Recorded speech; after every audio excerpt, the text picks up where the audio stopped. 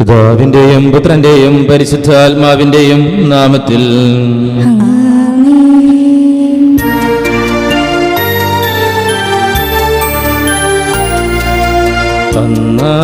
പെസഹ തിരുനാളിൽ കർത്താവരുളിയ കൽപ്പന പോൽ തിരുനാമത്തിൽ ചേർന്നിടാം ഒരുമയോടി ബലി അർപ്പിക്കാം.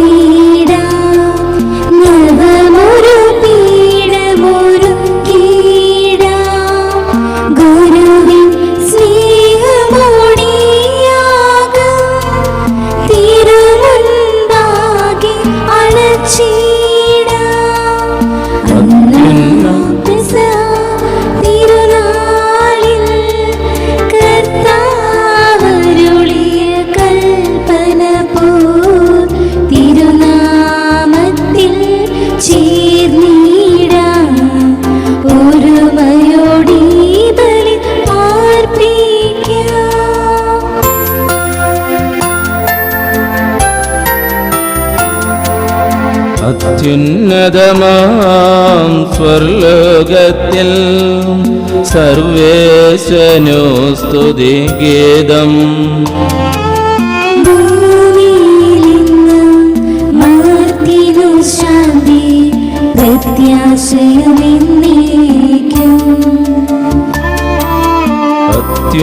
അത്യുന്നതമാം സ്വർലോകത്തിൽ സർവേശനു സ്തുതിഗീതം.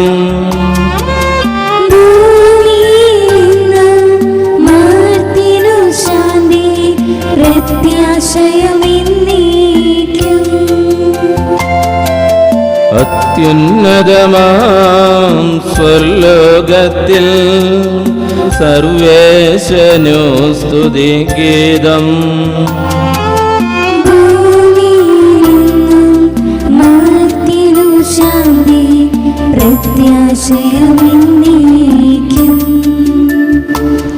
സ്വർഗസ്ഥനായ ഞങ്ങളുടെ പിതാവേ, അങ്ങയുടെ നാമം പൂജിതമാകണമേ, അങ്ങയുടെ രാജ്യം വരണമേ, അങ്ങ് പരിശുദ്ധൻ പരിശുദ്ധൻ പരിശുദ്ധൻ. സ്വർഗസ്ഥനായ ഞങ്ങളുടെ പിതാവേ, അങ്ങയുടെ മഹത്വത്താൽ സ്വർഗവും ഭൂമിയും നിറഞ്ഞിരിക്കുന്നു. മാലാഖമാരും മനുഷ്യരും അങ്ങ് പരിശുദ്ധൻ പരിശുദ്ധൻ പരിശുദ്ധൻ എന്ന് ഘോഷിക്കുന്നു. സ്വർഗസ്ഥനായ ഞങ്ങളുടെ പിതാവേ, അങ്ങയുടെ നാമം പൂജിതമാകണമേ, അങ്ങയുടെ രാജ്യം വരണമേ, അങ്ങയുടെ തിരുമനസ് സ്വർഗത്തിലെ പോലെ ഭൂമിയിലുമാകണമേ. ഞങ്ങൾക്ക് ആവശ്യമായ ആഹാരം ഇന്ന് ഞങ്ങൾക്ക് തരണമേ. ഞങ്ങളുടെ കടക്കാരോട് ഞങ്ങൾ ക്ഷമിച്ചതുപോലെ ഞങ്ങളുടെ കടങ്ങളും പാപങ്ങളും ഞങ്ങളോട് ക്ഷമിക്കണമേ. ഞങ്ങൾ പ്രലോഭനത്തിൽ വീഴാനിടയാക്കരുതേ, ദുഷ്ടാരൂപിയിൽ നിന്ന് ഞങ്ങളെ രക്ഷിക്കണമേ. എന്തുകൊണ്ടെന്നാൽ രാജ്യവും ശക്തിയും മഹത്വവും എന്നേക്കും അങ്ങയുടേതാകുന്നു. ആമേൻ. നമുക്ക് പ്രാർത്ഥിക്കാം. സമാധാനം നമ്മോട് കൂടെ. ഞങ്ങളുടെ കർത്താവായ ദൈവമേ, അങ്ങയുടെ തിരക്കുമാരന്റെ രക്ഷാരഹസ്യങ്ങളിൽ ഞങ്ങളെ പങ്കാരാക്കിയതിന് ഞങ്ങൾ അങ്ങയെ സ്തുതിക്കുന്നു. പാപം മൂലം അങ്ങിൽ നിന്നും അകന്നുപോയ ഞങ്ങൾ അനുദപിക്കുന്ന ഹൃദയത്തോടെ തിരുസന്നിധിയിൽ അണയുന്നു. എളിമയോടും ഹൃദയവിശുദ്ധിയോടും കൂടെ പാപപരിഹാരത്തിന്റെയും കൃതജ്ഞതയുടെയും ഈ ബലി അർപ്പിക്കുവാൻ ഞങ്ങളെ യോഗ്യരാക്കണമേ. സകലത്തിന്റെയും നാഥ എന്നേക്കും.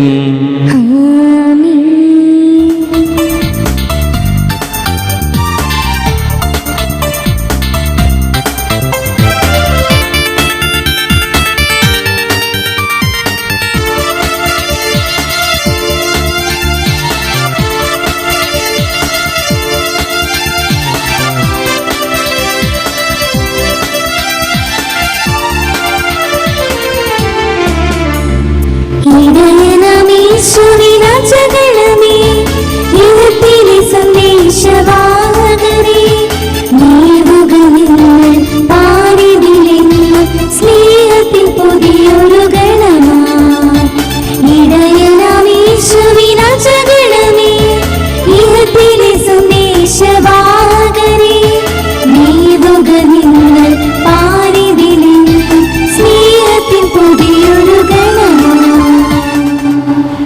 സമാധാനം നമ്മോട് കൂടെ. ഞങ്ങളുടെ കർത്താവായ ദൈവമേ, അങ്ങയുടെ സ്നേഹത്തിന്റെ പരിമളം ഞങ്ങളിൽ വീശുകയും അങ്ങയുടെ സത്യത്തിന്റെ ജ്ഞാനം ഞങ്ങളുടെ ആത്മാക്കളെ പ്രകാശിപ്പിക്കുകയും ചെയ്യുമ്പോൾ സ്വർഗത്തിൽ നിന്നും പ്രത്യക്ഷനാകുന്ന അങ്ങയുടെ തിരുക്കുമാരനെ സ്വീകരിക്കുവാൻ ഞങ്ങൾക്ക് ഇടയാകട്ടെ. സകല സൗഭാഗ്യങ്ങളും നന്മകളും നിറഞ്ഞു പിടിച്ചോടി നിൽക്കുന്ന സഭയിൽ നിരന്തരം അങ്ങയെ സ്തുതിക്കുവാനും മഹത്വപ്പെടുത്തുവാനും ഞങ്ങൾ യോഗ്യരാകട്ടെ. എന്തുകൊണ്ടെന്നാൽ അങ്ങെല്ലാറ്റിന്റെയും സൃഷ്ടാവാകുന്നു, സകലത്തിന്റെയും നാഥ എന്നേക്കും.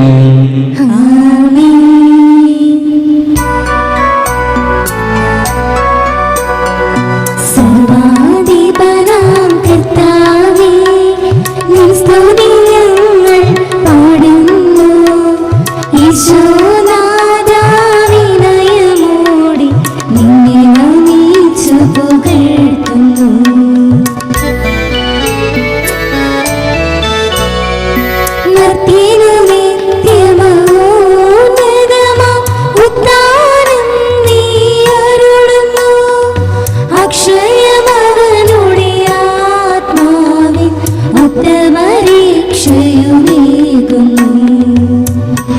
നമുക്ക് പ്രാർത്ഥിക്കാം. സമാധാനം നമ്മോട് കൂടെ. എന്റെ കർത്താവേ, അങ്ങ് സത്യമായും ഞങ്ങളുടെ ശരീരങ്ങളെ ഉയർപ്പിക്കുന്നവനും ആത്മാക്കളെ രക്ഷിക്കുന്നവനും ജീവന നിത്യം പരിപാലിക്കുന്നവനുമാകുന്നു.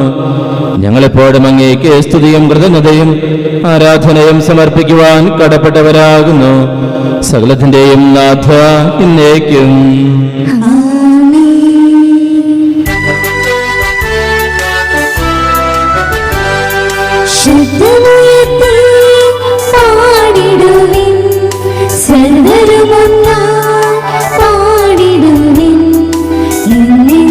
ജീവിക്കും സർവേശ്വരനെ വാഴ്ത്തിടുവിൻ, വാഴ്ത്തിടുവിൻ.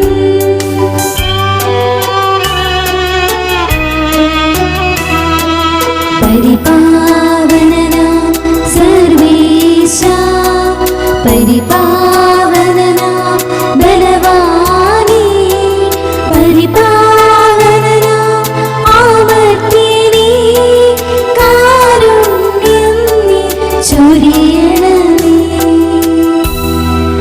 നമുക്ക് പ്രാർത്ഥിക്കാം. സമാധാനം നമ്മോട് കൂടെ. വിശുദ്ധരിൽ സംപ്രേതനായി വസിക്കുന്ന പരിശുദ്ധനും സുദർവനും ബലവാനും അമർത്തനുമായ കർത്താവേ, അങ്ങയുടെ സ്വഭാവത്തിനൊത്ത വിധം എപ്പോഴും ഞങ്ങളെ കടാക്ഷിക്കുകയും അനുഗ്രഹിക്കുകയും ഞങ്ങളോട് കരുണ കാണിക്കുകയും ചെയ്യണമേ. പിതാവും പുത്രനും പരിശുദ്ധാത്മാവുമായ സർവേശ്വര എന്നേക്കും. എൻ്റെ സഹോദരരെ, നിങ്ങളിരുന്ന് ശ്രദ്ധയോടെ ശ്രവിക്കുവിൻ. ഉൽപ്പത്തി പുസ്തകത്തിൽ നിന്നുള്ള വായന, അധ്യായം 16, 6 മുതൽ 16 വരെയുള്ള തിരുവചനങ്ങൾ. കർത്താവെ ആശീർവദിക്കണമേ. ദൈവം അനുഗ്രഹിക്കട്ടെ. അബ്രാം പറഞ്ഞു, നിന്റെ ദാസി ഇപ്പോഴും നിന്റെ കീഴിലാണ്, നിന്റെ ഇഷ്ടം പോലെ അവളോട് പെരുമാറിക്കൊള്ളുക. സാറായി അവളോട് ക്രൂരമായി പെരുമാറാൻ തുടങ്ങി. അപ്പോൾ അവൾ സാറായിയെ വിട്ട് ഓടിപ്പോയി. എന്നാൽ കർത്താവിൻ്റെ ദൂതൻ ഷൂറിലേക്കുള്ള വഴിയിൽ മരുഭൂമിയിലുള്ള ഒരു നീരുറവയുടെ അടുത്ത് വെച്ച് അവളെ കണ്ടെത്തി. ദൂതൻ അവളോട് ചോദിച്ചു, സാറായിയുടെ ദാസിയായ ഹാഗാറെ, നീ എവിടെ നിന്ന് വരുന്നു? എങ്ങോട്ട് പോകുന്നു? അവൾ പ്രതിവചിച്ചു, ഞാൻ യജമാനത്തിയായ സാറായിൽ നിന്ന് ഓടിപ്പോവുകയാണ്. കർത്താവിൻ്റെ ദൂതൻ അവളോട് പറഞ്ഞു, നീ യജമാനത്തിയുടെ അടുത്തേക്ക് തിരിച്ചുപോയി അവൾക്ക് കീഴ്പ്പെട്ടിരിക്കുക. ദൂതൻ തുടർന്നു, എണ്ണിയാൽ തീരാത്തവണ്ണം അത്രയധികമായി നിന്റെ സന്തതിയെ ഞാൻ വർദ്ധിപ്പിക്കും. നീ ഗർഭിണിയാണല്ലോ, നീ ഒരു ആൺകുട്ടിയെ പ്രസവിക്കും. അവന് നീ ഇസ്മായേൽ എന്ന് പേരിടണം. കാരണം കർത്താവ് നിന്റെ രോദനം ചെവിക്കൊണ്ടിരിക്കുന്നു. അവൻ കാട്ടുകഴുതയ്ക്കൊത്ത മനുഷ്യനായിരിക്കും. അവൻ്റെ കൈ എല്ലാവർക്കും എതിരായും എല്ലാവരുടെയും കൈ അവനെതിരായും ഉയരും. അവൻ തൻ്റെ സഹോദരങ്ങൾക്കെതിരായി വർത്തിക്കുകയും ചെയ്യും. അവൾ തന്നോട് സംസാരിച്ച കർത്താവിനെ എൽറോയി എന്ന് വിളിച്ചു. കാരണം എന്നെ കാണുന്നവനായ ദൈവത്തെ ഞാനും ഇവിടെ വെച്ചു കണ്ടു എന്നവൾ പറഞ്ഞു. അതുകൊണ്ട് ആ നീരുറവയ്ക്ക് ബേർ ലാഹ്റോയ് എന്ന് പേരുണ്ടായി. അത് കാദേശിനും ബേരേദിനും ഇടയ്ക്കാണ്. ഹാഗാറിൽ അബ്രാമിന് ഒരു പുത്രൻ ജനിച്ചു. ഹാഗാർ പ്രസവിച്ച മകന് അബ്രാം ഇസ്മായേൽ എന്ന് പേരിട്ടു. ഹാഗാർ ഇസ്മായേലിനെ പ്രസവിച്ചപ്പോൾ അബ്രാമിന് 86 വയസ്സായിരുന്നു. ദൈവമായ കർത്താവിന് സ്തുതി. ഞങ്ങളുടെ കർത്താവായ ദൈവമേ, അങ്ങയുടെ ജീവദായകവും ദൈവികമായ കൽപ്പനകളുടെ മധുരസ്വരം ശ്രവിക്കുന്നതിനും ഗ്രഹിക്കുന്നതിനും ഞങ്ങളുടെ ബുദ്ധിയെ പ്രകാശിപ്പിക്കണമേ. അതുവഴി ആത്മശരീരങ്ങൾക്ക് ഉപകരിക്കുന്ന സ്നേഹവും ശരണവും രക്ഷയും ഞങ്ങളിൽ ഫലമണിയുന്നതിനും നിരന്തരം ഞങ്ങൾ അങ്ങയെ സ്തുതിക്കുന്നതിനും അങ്ങയുടെ കാരുണ്യത്താലും അനുഗ്രഹത്താലും ഞങ്ങളെ സഹായിക്കണമേ. പിതാവും പുത്രനും പരിശുദ്ധാത്മാവുമായ സർവേശ്വര എന്നേക്കും. എൻ്റെ സഹോദരരെ, വിശുദ്ധ പൗലോസ് ശ്ലീഹ റോമാക്കാർക്ക് എഴുതിയ ലേഖനം 12-ാം അധ്യായം 1 മുതൽ 11 വരെയുള്ള വാക്യങ്ങൾ കർത്താവെ ആശീർവദിക്കണമേ. മിശിഹ അനുഗ്രഹിക്കട്ടെ. ക്രിസ്തുവിൽ നവജീവിതം. ആകയാൽ സഹോദരരെ, ദൈവത്തിൻ്റെ കാരുണ്യം അനുസ്മരിച്ചുകൊണ്ട് ഞാൻ നിങ്ങളോട് അപേക്ഷിക്കുന്നു, നിങ്ങളുടെ ശരീരങ്ങളെ വിശുദ്ധവും ദൈവത്തിന് പ്രീതികരവുമായ സജീവ ബലിയായി സമർപ്പിക്കുവിൻ. ഇതായിരിക്കണം നിങ്ങളുടെ യഥാർത്ഥമായ ആരാധന. നിങ്ങൾ ഈ ലോകത്തിന് അനുരൂപരാകരുത്, പ്രത്യുത നിങ്ങളുടെ മനസ്സിൻ്റെ നവീകരണം വഴി രൂപാന്തരപ്പെടുവിൻ. ദൈവഹിതം എന്തെന്നും നല്ലതും പ്രീതിജനകവും പരിപൂർണവുമായതെന്തെന്നും വിവേചിച്ചറിയാൻ അപ്പോൾ നിങ്ങൾക്ക് സാധിക്കും. എനിക്ക് ലഭിച്ചിരിക്കുന്ന കൃപയാൽ പ്രേരിതനായി നിങ്ങളോട് ഞാൻ പറയുന്നു, ഉള്ളതിലധികം മേന്മ ആരും ഭാവിക്കരുത്. മറിച്ച് ദൈവം ഓരോരുത്തർക്കും നൽകിയിരിക്കുന്ന വിശ്വാസത്തിൻ്റെ അളവനുസരിച്ച് വിവേകപൂർവം ചിന്തിക്കുവിൻ. നമുക്കൊരു ശരീരത്തിൽ അനേകം അവയവങ്ങളുണ്ടല്ലോ, എല്ലാ അവയവങ്ങൾക്കും ഒരേ ധർമ്മമല്ല. അതുപോലെ നാം പലരാണെങ്കിലും ക്രിസ്തുവിൽ ഏക ശരീരമാണ്. എല്ലാവരും പരസ്പരം ബന്ധപ്പെട്ട അവയവങ്ങളുമാണ്. നമുക്ക് ലഭിച്ചിരിക്കുന്ന കൃപയനുസരിച്ച് നമുക്കുള്ള ദാനങ്ങളും വ്യത്യസ്തങ്ങളാണ്. പ്രവചനവരം വിശ്വാസത്തിന് ചേർന്ന വിധം പ്രവചിക്കുന്നതിലും, ശുശ്രൂഷാവരം ശുശ്രൂഷാ നിർവഹണത്തിലും, അധ്യാപനവരം അധ്യാപനത്തിലും, ഉപദേശവരം ഉപദേശത്തിലും നമുക്ക് ഉപയോഗിക്കാം.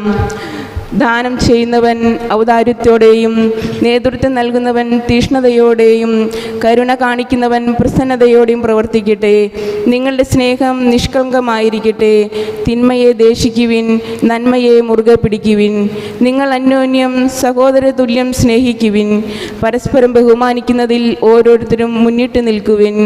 തീഷ്ണതയിൽ മാന്യം കൂടാതെ ആത്മാവിൽ ജ്വലിക്കുന്നവരായി കർത്താവിനെ ശുശ്രൂഷിക്കുവിൻ. നമ്മുടെ കർത്താവായ മിശിഹായ്ക്ക് സ്തുതി.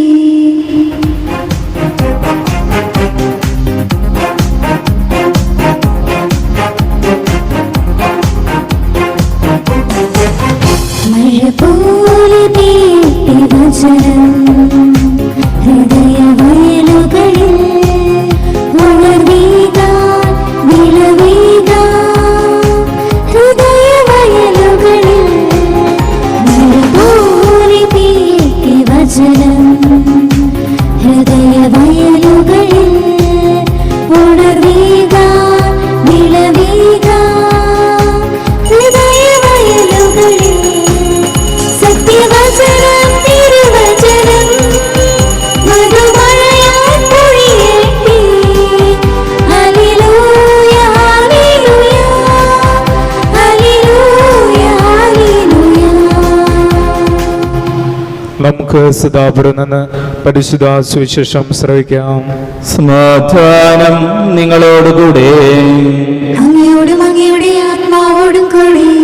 വിശുദ്ധ യോഹന്നാൻ അറിയിച്ച നമ്മുടെ കർത്താവ് മിശിഹായുടെ പരിശുദ്ധ സുവിശേഷം. നമ്മുടെ കർത്താവായ മിശിഹായ്ക്ക് സ്തുതി. അധ്യായം 7 വാക്യങ്ങൾ 37 മുതൽ 39 വരെയും, അധ്യായം 8 വാക്യങ്ങൾ 12 മുതൽ 20 വരെയും.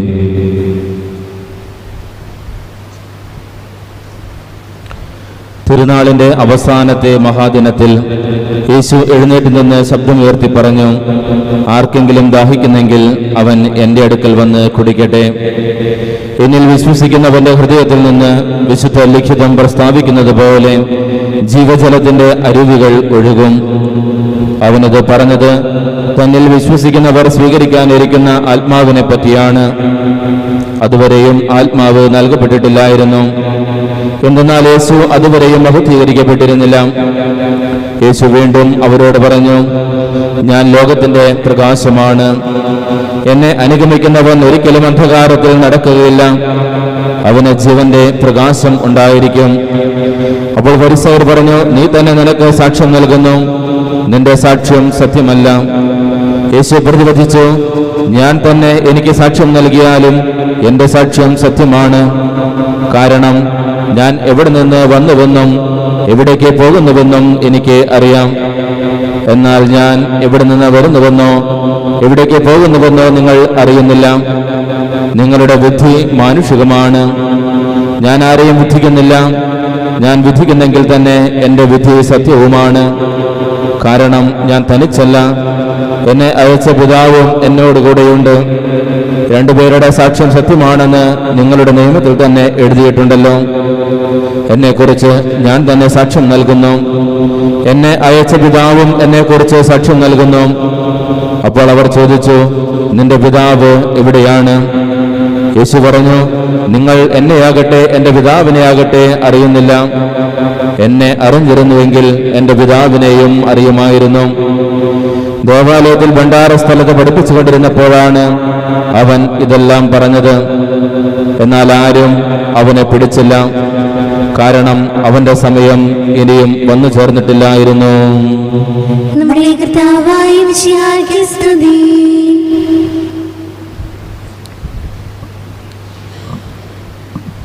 മിശിഹായിൽ ഏറെ സ്നേഹിക്കപ്പെടുന്ന പ്രിയപ്പെട്ട മാതാപിതാക്കളെ, സഹോദരി സഹോദരന്മാരെ, പ്രിയ കുഞ്ഞുമക്കളെ, ആരംഭത്തിൽ വികാരിയച്ഛൻ ആമുഖം പറഞ്ഞപ്പോൾ തന്നെ നിങ്ങൾക്ക് കാര്യങ്ങൾ ഏകദേശം പിടികിട്ടിയിട്ടുണ്ടായിരിക്കും. നാട്ടിലെനിക്ക് അങ്ങനൊരു പള്ളിയിൽ ഇരുന്ന വലിയ പരിചയമൊന്നും എനിക്കില്ല. വലിയതൊന്നല്ല. കൊച്ചച്ഛനായ ശേഷം ഞാൻ ഇവിടെ നിന്നും പോയതാണ്. ആദ്യം ഹൊസൂർ രൂപത ചെന്നൈ മിഷനായിരുന്നു, പിന്നീട് ഹൊസൂർ രൂപത, അവിടെ നിന്നും നേരെ ഞാൻ സിൽച്ചാർ മിഷന് പോയി. അതിനിടയിൽ ഞാൻ ഇവിടെ വന്ന് കൃത്യം 1 മാസം 30 ദിവസം ഇവിടെ ഒരു പള്ളിയിൽ ഞാൻ ചാർജ് എടുത്തു. വീണ്ടും പിതാവ് എൻ്റെ അടുത്ത് അവിടെ ഇങ്ങനെ ചെറിയ മാറിച്ചെന്ന അച്ഛന് ആരോഗ്യപരമായ ചെറിയ പ്രശ്നങ്ങൾ വന്നപ്പോൾ വീണ്ടും എന്നോട് ഒന്ന് പോകാമെന്ന് ചോദിച്ചു. ഞാൻ വീണ്ടും അങ്ങോട്ട് പോയി. അങ്ങനെ സിൽച്ചാർ മിഷനിലാണ്. അപ്പോൾ ആമുഖം കേട്ടപ്പോൾ തന്നെ നിങ്ങൾക്ക് ഏകദേശം ധാരണയുണ്ടാകും. മുൻപേ തന്നെ എനിക്ക് തോന്നുന്നു അച്ഛൻ നിങ്ങളുടെ അടുത്ത് പറഞ്ഞിട്ടുണ്ടാകുമായിരിക്കും ഞാൻ വരുന്നതിൻ്റെ കാരണം ദാരിദ്ര്യമാണ് എന്നുള്ളത്. എനിക്കറിയില്ല നിങ്ങളെങ്ങനെയാണ് ഇതിനൊക്കെ എടുക്കുന്നത് എന്നുള്ളത്. ചായപ്പൻകുടിയിലോട്ട് വരുമ്പോൾ ഞാൻ അച്ഛനടുത്ത് ചോദിക്കാൻ 2 കാര്യമുണ്ട്. ഒന്ന്,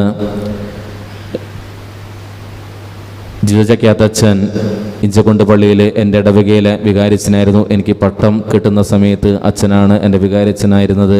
പട്ടത്തിൻ്റെ കാര്യങ്ങളും അങ്ങനെയെല്ലാം വളരെ ഭംഗിയായിട്ട് ചെയ്തത് അച്ഛനാണ്. അപ്പം അച്ഛനുമായിട്ട് എനിക്ക് അങ്ങനെ വലിയൊരു ആത്മബന്ധം അച്ഛനുമായിട്ടുണ്ട്. തുടർന്ന് ചെന്നൈയിലായിരുന്നപ്പോഴും അച്ഛനുള്ള സമയത്ത് ഞാൻ അവിടെ ഉണ്ടായിരുന്നിട്ടുണ്ട്.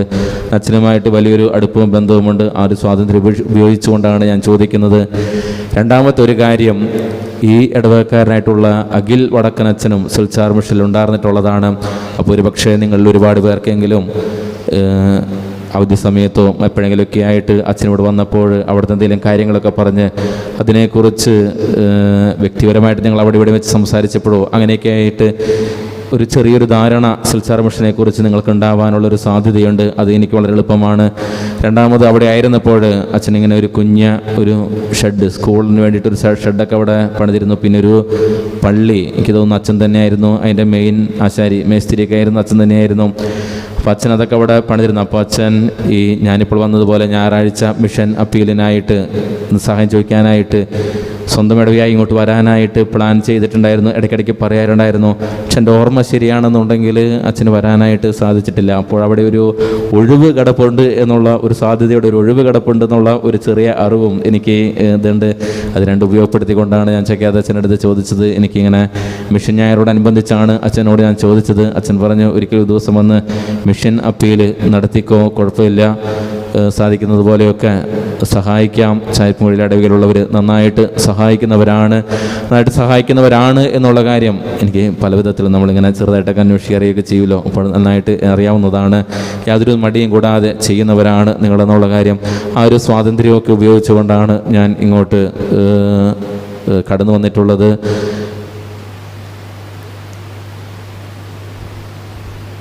സിൽച്ചാർ മിഷനെക്കുറിച്ച് രൂപതയുടെ കേരളസഭ പത്രത്തിലൊക്കെ ആയിട്ട് ധാരാളമായിട്ട് നിങ്ങൾക്ക് അറിവ് ഉള്ളതാണ്. നമ്മൾ എന്തുകൊണ്ടൊരു മിഷൻ ഏറ്റെടുക്കുന്നു എന്ന് ചോദിച്ചാൽ തന്നെ അത് സഭയുടെ ദൗത്യമാണ്, സഭയുടെ ഉത്തരവാദിത്തമാണ് ഒരു മിഷൻ ഏറ്റെടുക്കുക എന്നുള്ളത്. ഇന്നത്തെ സുവിശേഷത്തിന് 2 ഭാഗങ്ങളായിട്ടാണ് നമ്മൾ ഇന്ന് സുവിശേഷം കാണുന്നത്. ഒന്നാമത്തെ 2 സെൻറ്റൻസിൻ്റെ 2 വാക്യങ്ങൾ കഴിയുന്നു. പിന്നെ അതിൻ്റെ തുടർച്ചയായിട്ട് അടുത്ത അധ്യായത്തിലാണ് കിടക്കുന്നത്. ബൈബിൾ പണ്ഡിതന്മാർ പറയുന്നത് ഒന്നാമത്തെ ആ 2 വാക്യത്തിന് ശേഷം വരുന്നത് ഈ 8-ാം അധ്യായത്തിൽ ഈ ഭാഗമാണ്. ഇതിൻ്റെ ഇടയിൽ പിടിക്കപ്പെട്ട വ്യഭിചാരിണിയുടെ ഒരു ഭാഗവും അധികാരികളുടെ വിശ്വാസമൊക്കെ അത് ഇതിൻ്റെ ഇടയിൽ പിന്നീട് എഴുതി ചേർക്കപ്പെട്ടിട്ടുള്ളതാണ് എന്നുള്ളതാണ്. ഇതാണ് അതിൻ്റെ കണ്ടിന്യൂവേഷൻ എന്നുള്ളതാണ്. ഇതിലെ ചില ഭാഗങ്ങൾ ഈ മിഷനുമായിട്ട് വളരെ അടുത്ത് നിൽക്കുന്ന ഒരു കാര്യമാണ്. ഒന്നാമത്തെ കാര്യം, ഈശോ ഫരിസയരോട്, അവിശ്വാസികളായിട്ടുള്ള ഫരിസയരോട് പറയുകയാണ്, ഞാനാണ് ലോകത്തിൻ്റെ പ്രകാശം എന്ന്. ലോകത്തിൻ്റെ പ്രകാശം ഞാനാണ്, എന്നിൽ വിശ്വസിക്കുന്നവൻ അന്ധകാരത്തിൽ നടക്കുകയില്ല. അവിശ്വാസികളായ ഫരിസയരുടെ അടുത്ത ചോദ്യം, നീ പറയുന്നത് നീ തന്നെ നിനക്ക് സാക്ഷ്യം നൽകിയ ഞങ്ങൾ എങ്ങനെ വിശ്വസിക്കും? 2 പേരുടെ ഒരു സാക്ഷ്യത്തിൻ്റെ ആനുകൂല്യം നിനക്കില്ല എന്നുള്ളതാണ്. ഞാൻ സാക്ഷ്യപ്പെടുത്തിയാലും എൻ്റെ സാക്ഷ്യം ശരിയാണ്, കാരണം എൻ്റെ സാക്ഷ്യത്തിന് എൻ്റെ പിതാവിൻ്റെ പിന്തുണ കൂടിയുണ്ട്, പിതാവ് കൂടി എന്നെ സാക്ഷ്യപ്പെടുത്തുന്നുണ്ട്. ഞാനാണ് ലോകത്തിന്റെ പ്രകാശമെന്ന ഈശോയുടെ വചനത്തിന് അതിനെ സാക്ഷ്യം നൽകുവാനായിട്ട് വിളിക്കപ്പെട്ടിട്ടുള്ള വ്യക്തികളാണ് നമ്മൾ ഓരോരുത്തരും. ഞാനും നിങ്ങളുമൊക്കെ അതിനായിട്ട് വിളിക്കപ്പെട്ടിട്ടുള്ളവരാണ്. മിഷനായിട്ട് ഞാൻ സിൽച്ചാറിലായിരിക്കുമ്പോൾ നിങ്ങളും ഈ മിഷന്റെ ഭാഗമാണ്. വത്തിക്കാൻ സൂനകദോസ് 2-ാം വത്തിക്കാൻ കൗൺസില് നമ്മളെ പഠിപ്പിക്കുന്നത് സഭ സ്വഭാവത്താലെ പ്രേക്ഷിതയാണ്. സഭ സ്വഭാവത്താലെ പ്രേക്ഷിതയാണ് എന്ന് പറയുന്നതിന്റെ കാര്യം, ഈശോ ലോകത്തിന്റെ പ്രകാശമാണ്, ഞാനാണ് ജീവന്റെ അപ്പം, ഈശോയ്ക്ക് തന്നെ സാക്ഷ്യം നൽകിയിട്ടുള്ളത്, എന്നിൽ നിന്നും ജീവന്റെ അരുവി ഒഴുകുന്നു തുടങ്ങിയ ഈശോയുടെ സാക്ഷ്യങ്ങൾക്ക് സാക്ഷ്യം നൽകാനായിട്ട് വിളിക്കപ്പെട്ടിട്ടുള്ള വ്യക്തികളാണ് നമ്മൾ ഓരോരുത്തരും. അതിനു വേണ്ടിയിട്ട് ഞാനായിരിക്കുന്ന സിൽച്ചാർ മിഷനിലേക്കോ നോർത്ത് ഈസ്റ്റിലെയോ അല്ലെങ്കിൽ നോർത്തിലെ വടക്ക് കിഴക്കൻ സംസ്ഥാനങ്ങളിലെയോ വടക്കൻ മേഖലകളിലേക്കൊന്നും പോകണമെന്നില്ല. ഈ സ്ഥലത്തും നമ്മൾ അതിനു വേണ്ടിയിട്ട് വിളിക്കപ്പെട്ടിട്ടുള്ള ആളുകൾ തന്നെയാണ്. പക്ഷേ വ്യത്യസ്തമായിട്ടുള്ള ഇടങ്ങളിൽ, തീരെ പിന്നോക്കാവസ്ഥ നിൽക്കുന്ന ഇടങ്ങളിലേക്ക് നമ്മൾ ഇതൊരു വലിയൊരു ദൗത്യവുമായിട്ട് കടന്നു പോവുകയാണ് ചെയ്യുന്നത്. ഈശോയുടെ ഈ വചനത്തിന് സാക്ഷി നൽകാൻ വേണ്ടിയിട്ട്, ഈശോയാണ് ഏകരക്ഷകൻ, അവനാകുന്ന പ്രകാശത്തെ പിന്തുടർന്നാൽ നിങ്ങൾക്ക് വഴിതെറ്റുകയില്ല, നിങ്ങൾക്ക് നിത്യജീവൻ ലഭിക്കും, നിങ്ങൾ നിത്യജീവന്റെ ഉറവിടത്തിൽ എത്തിച്ചേരുമെന്ന കാര്യം സാക്ഷ്യപ്പെടുത്തുക എന്നുള്ള വലിയ ലക്ഷ്യമാണ് സഭയുടെ ദൗത്യത്തിന്റെ ഭാഗമായിട്ട് നിങ്ങൾ ഇവിടെ ജീവിക്കുമ്പോഴും. ഞാനും ഇനി അവിടുത്തെ മിഷൻ ദൗത്യമൊക്കെ കഴിഞ്ഞ് അല്ലെങ്കിൽ ഒരു പീരീഡ് കഴിഞ്ഞ് തിരിച്ച് ഞാനിവിടെ വരും. എൻ്റെ ഉത്തരവാദിത്വവും ഇവിടെ അതൊക്കെ തന്നെയാണ്. അവിടെയൊക്കെ ആയിരിക്കുമ്പോഴാണ് നമ്മുടെ ചെന്നൈ മിഷൻ ഇരിഞ്ഞാലക്കുട രൂപതയുടെ ഒരു കാലഘട്ടത്തിൽ നമ്മുടെ അടുത്ത അച്ഛന്മാർ ധാരാളമായിട്ട് സഹായം ചോദിച്ചു വന്നിട്ടുള്ളത് ഈ ചെന്നൈ മിഷന് വേണ്ടിയിട്ടാണ്. ഇപ്പോൾ അത് ഹൊസൂർ ഡയസിസ് ആയി മാറി. പുതിയൊരു രൂപതയിൽ മാറിക്കഴിഞ്ഞപ്പോൾ ഇരിഞ്ഞാലക്കുട രൂപത മറ്റൊരു ദൗത്യമായിട്ട് ഏറ്റെടുത്തതാണ് സിൽച്ചാർ മിഷൻ എന്ന് പറയുന്നത്. സിൽച്ചാർ എന്ന് പറയുന്നത് ആസാമിലാണ് ആയിരിക്കുന്നത്. ഈ ആസാം എന്നൊക്കെ പറയുമ്പോൾ നമുക്കറിയാം, ഇന്ത്യയുടെ ഏറ്റവും മുകളിൽ വെസ്റ്റ് ബംഗാളിലേക്ക് കയറിയിട്ട് ഒരു കൈ പോലെ താഴേക്ക് ഒരു കുഞ്ഞ് കഷ്ണം കിടക്കുന്നുണ്ട്. അതിനകത്താണ് ഈ ആസാം വരുന്നത്. അതിൻ്റെ ഏറ്റവും തുമ്പിൽ കിടക്കുന്നതാണ് ത്രിപുര സംസ്ഥാനത്താണ് സിൽച്ചാർ മിഷൻ. 3 സംസ്ഥാനങ്ങളിലായിട്ടാണ് കിടക്കുന്നത്: മിസോറാം, ത്രിപുര, ആസാം. ആസാമിൻ്റെ തെക്കൻ മേഖലയിലെ 3 ജില്ലകളിലായിട്ടാണ് ഈ സിൽച്ചാർ മിഷൻ കിടക്കുന്നത്. അതിൽ തന്നെ നമ്മൾ ത്രിപുരയിലാണ് ഏറ്റവും ആദ്യമായിട്ട് മിഷൻ പ്രവർത്തനങ്ങൾ 2019 ആരംഭിച്ചത്. അവിടെ ആരംഭിക്കാനുള്ള കാരണം, തെക്കൻ മേഖല, ഈ വടക്കിഴക്കൻ മേഖലകളിൽ ഏറ്റവും ക്രൈസ്തവ സാന്നിധ്യം കുറവുള്ള ഒരു ഇടം കൂടിയാണ് ഈ ത്രിപുര. ഏകദേശം 4-5% ക്രൈസ്തവർ മാത്രമാണ് അവിടെയുള്ളത്. അതിൻ്റെ ഒരു 40% പേര് കത്തോലിക്കരാണ്. അവർ ലാറ്റിൻ ഡയസിസിൻ്റെ കീഴിൽ, അഗർത്തല ലാറ്റിൻ ഡയസിസിൻ്റെ കീഴിലാണ് അവർ ആയിരിക്കുന്നത്. തുടർന്നുള്ളവർ മറ്റ് പല ഡിനോമിനേഷൻസ് ആയിട്ട് ക്രൈസ്തവരായിട്ട് ജീവിക്കുന്നവരാണ്. എല്ലാം കൊണ്ട് വളരെ സാമ്പത്തികമായിട്ടും, സാധാരണ പറയാറുണ്ട്, സ്റ്റാൻഡേർഡ് ഓഫ് ലിവിങ് വളരെ താഴ്ന്ന ഒരു സ്ഥലമാണ്. അതേസമയം കോസ്റ്റ് ഓഫ് ലിവിങ് വളരെ കൂടുതലാണ്. കാരണം അവിടേക്കുള്ള ട്രാൻസ്പോർട്ടേഷൻ, മറ്റു കാര്യങ്ങളൊക്കെ വളരെ ബുദ്ധിമുട്ടാണ്. ഈ കൽക്കട്ടയിൽ നിന്നും കറങ്ങി തിരിഞ്ഞ് എൻ്റെ സ്ഥലത്തേക്ക് എത്താൻ വേണ്ടിയിട്ട് വണ്ടി നേരെ ഓടുകയാണ് എന്നുണ്ടെങ്കിൽ 36 മണിക്കൂറോളം നേരെടുക്കും ആ ഒരു കുഞ്ഞ സ്പേസ് ഓടി തീർക്കാൻ വേണ്ടിയിട്ട്. ആ ഒരു ചെറിയ ഒരു ഏരിയ ഓടി തീർക്കാൻ വേണ്ടിയിട്ട് ഷില്ലോങ് മേഘാലയയിലാണ് ഞാൻ പഠിച്ചുകൊണ്ടിരുന്നപ്പോൾ ഏകദേശം 400-450 കിലോമീറ്ററാണ് ഈ ത്രിപുരയിൽ ഞാൻ താമസിക്കുന്ന സ്ഥലത്ത് നിന്ന് അവിടേക്ക് ഉണ്ടായിരുന്നത്. 16-17 മണിക്കൂർ കൊണ്ടാണ് ഞങ്ങൾ വണ്ടി ഓടിച്ച് അവിടേക്ക് എത്താറുള്ളത്. ഈ 400-450 കിലോമീറ്റർ. പണ്ട് ചെന്നൈയിലായിരുന്നപ്പോൾ 650-660 കിലോമീറ്റർ ഓടിച്ച് ഞങ്ങൾ പോകാറുള്ളത് 10 മണിക്കൂർ കൊണ്ട്. ആ ഒരു ഡിഫറൻസ് ഉണ്ടാവാറുണ്ട്. ചിലപ്പോഴൊക്കെ അവിടെയുള്ള മുൻപേ മുതലുണ്ടായിരുന്ന അച്ഛന്മാരോട് പരാതിയായിട്ട് ആദ്യമൊക്കെയാണ് നമുക്ക് ഈ പരാതി ഉണ്ടായിരുന്നുള്ളൂ. വഴി ഭയങ്കര മോശമാണെന്ന് പരാതി പറയുമ്പോൾ പറയുന്ന കാര്യം കുഴപ്പമില്ല, വഴി അവിടെ ഉണ്ടല്ലോ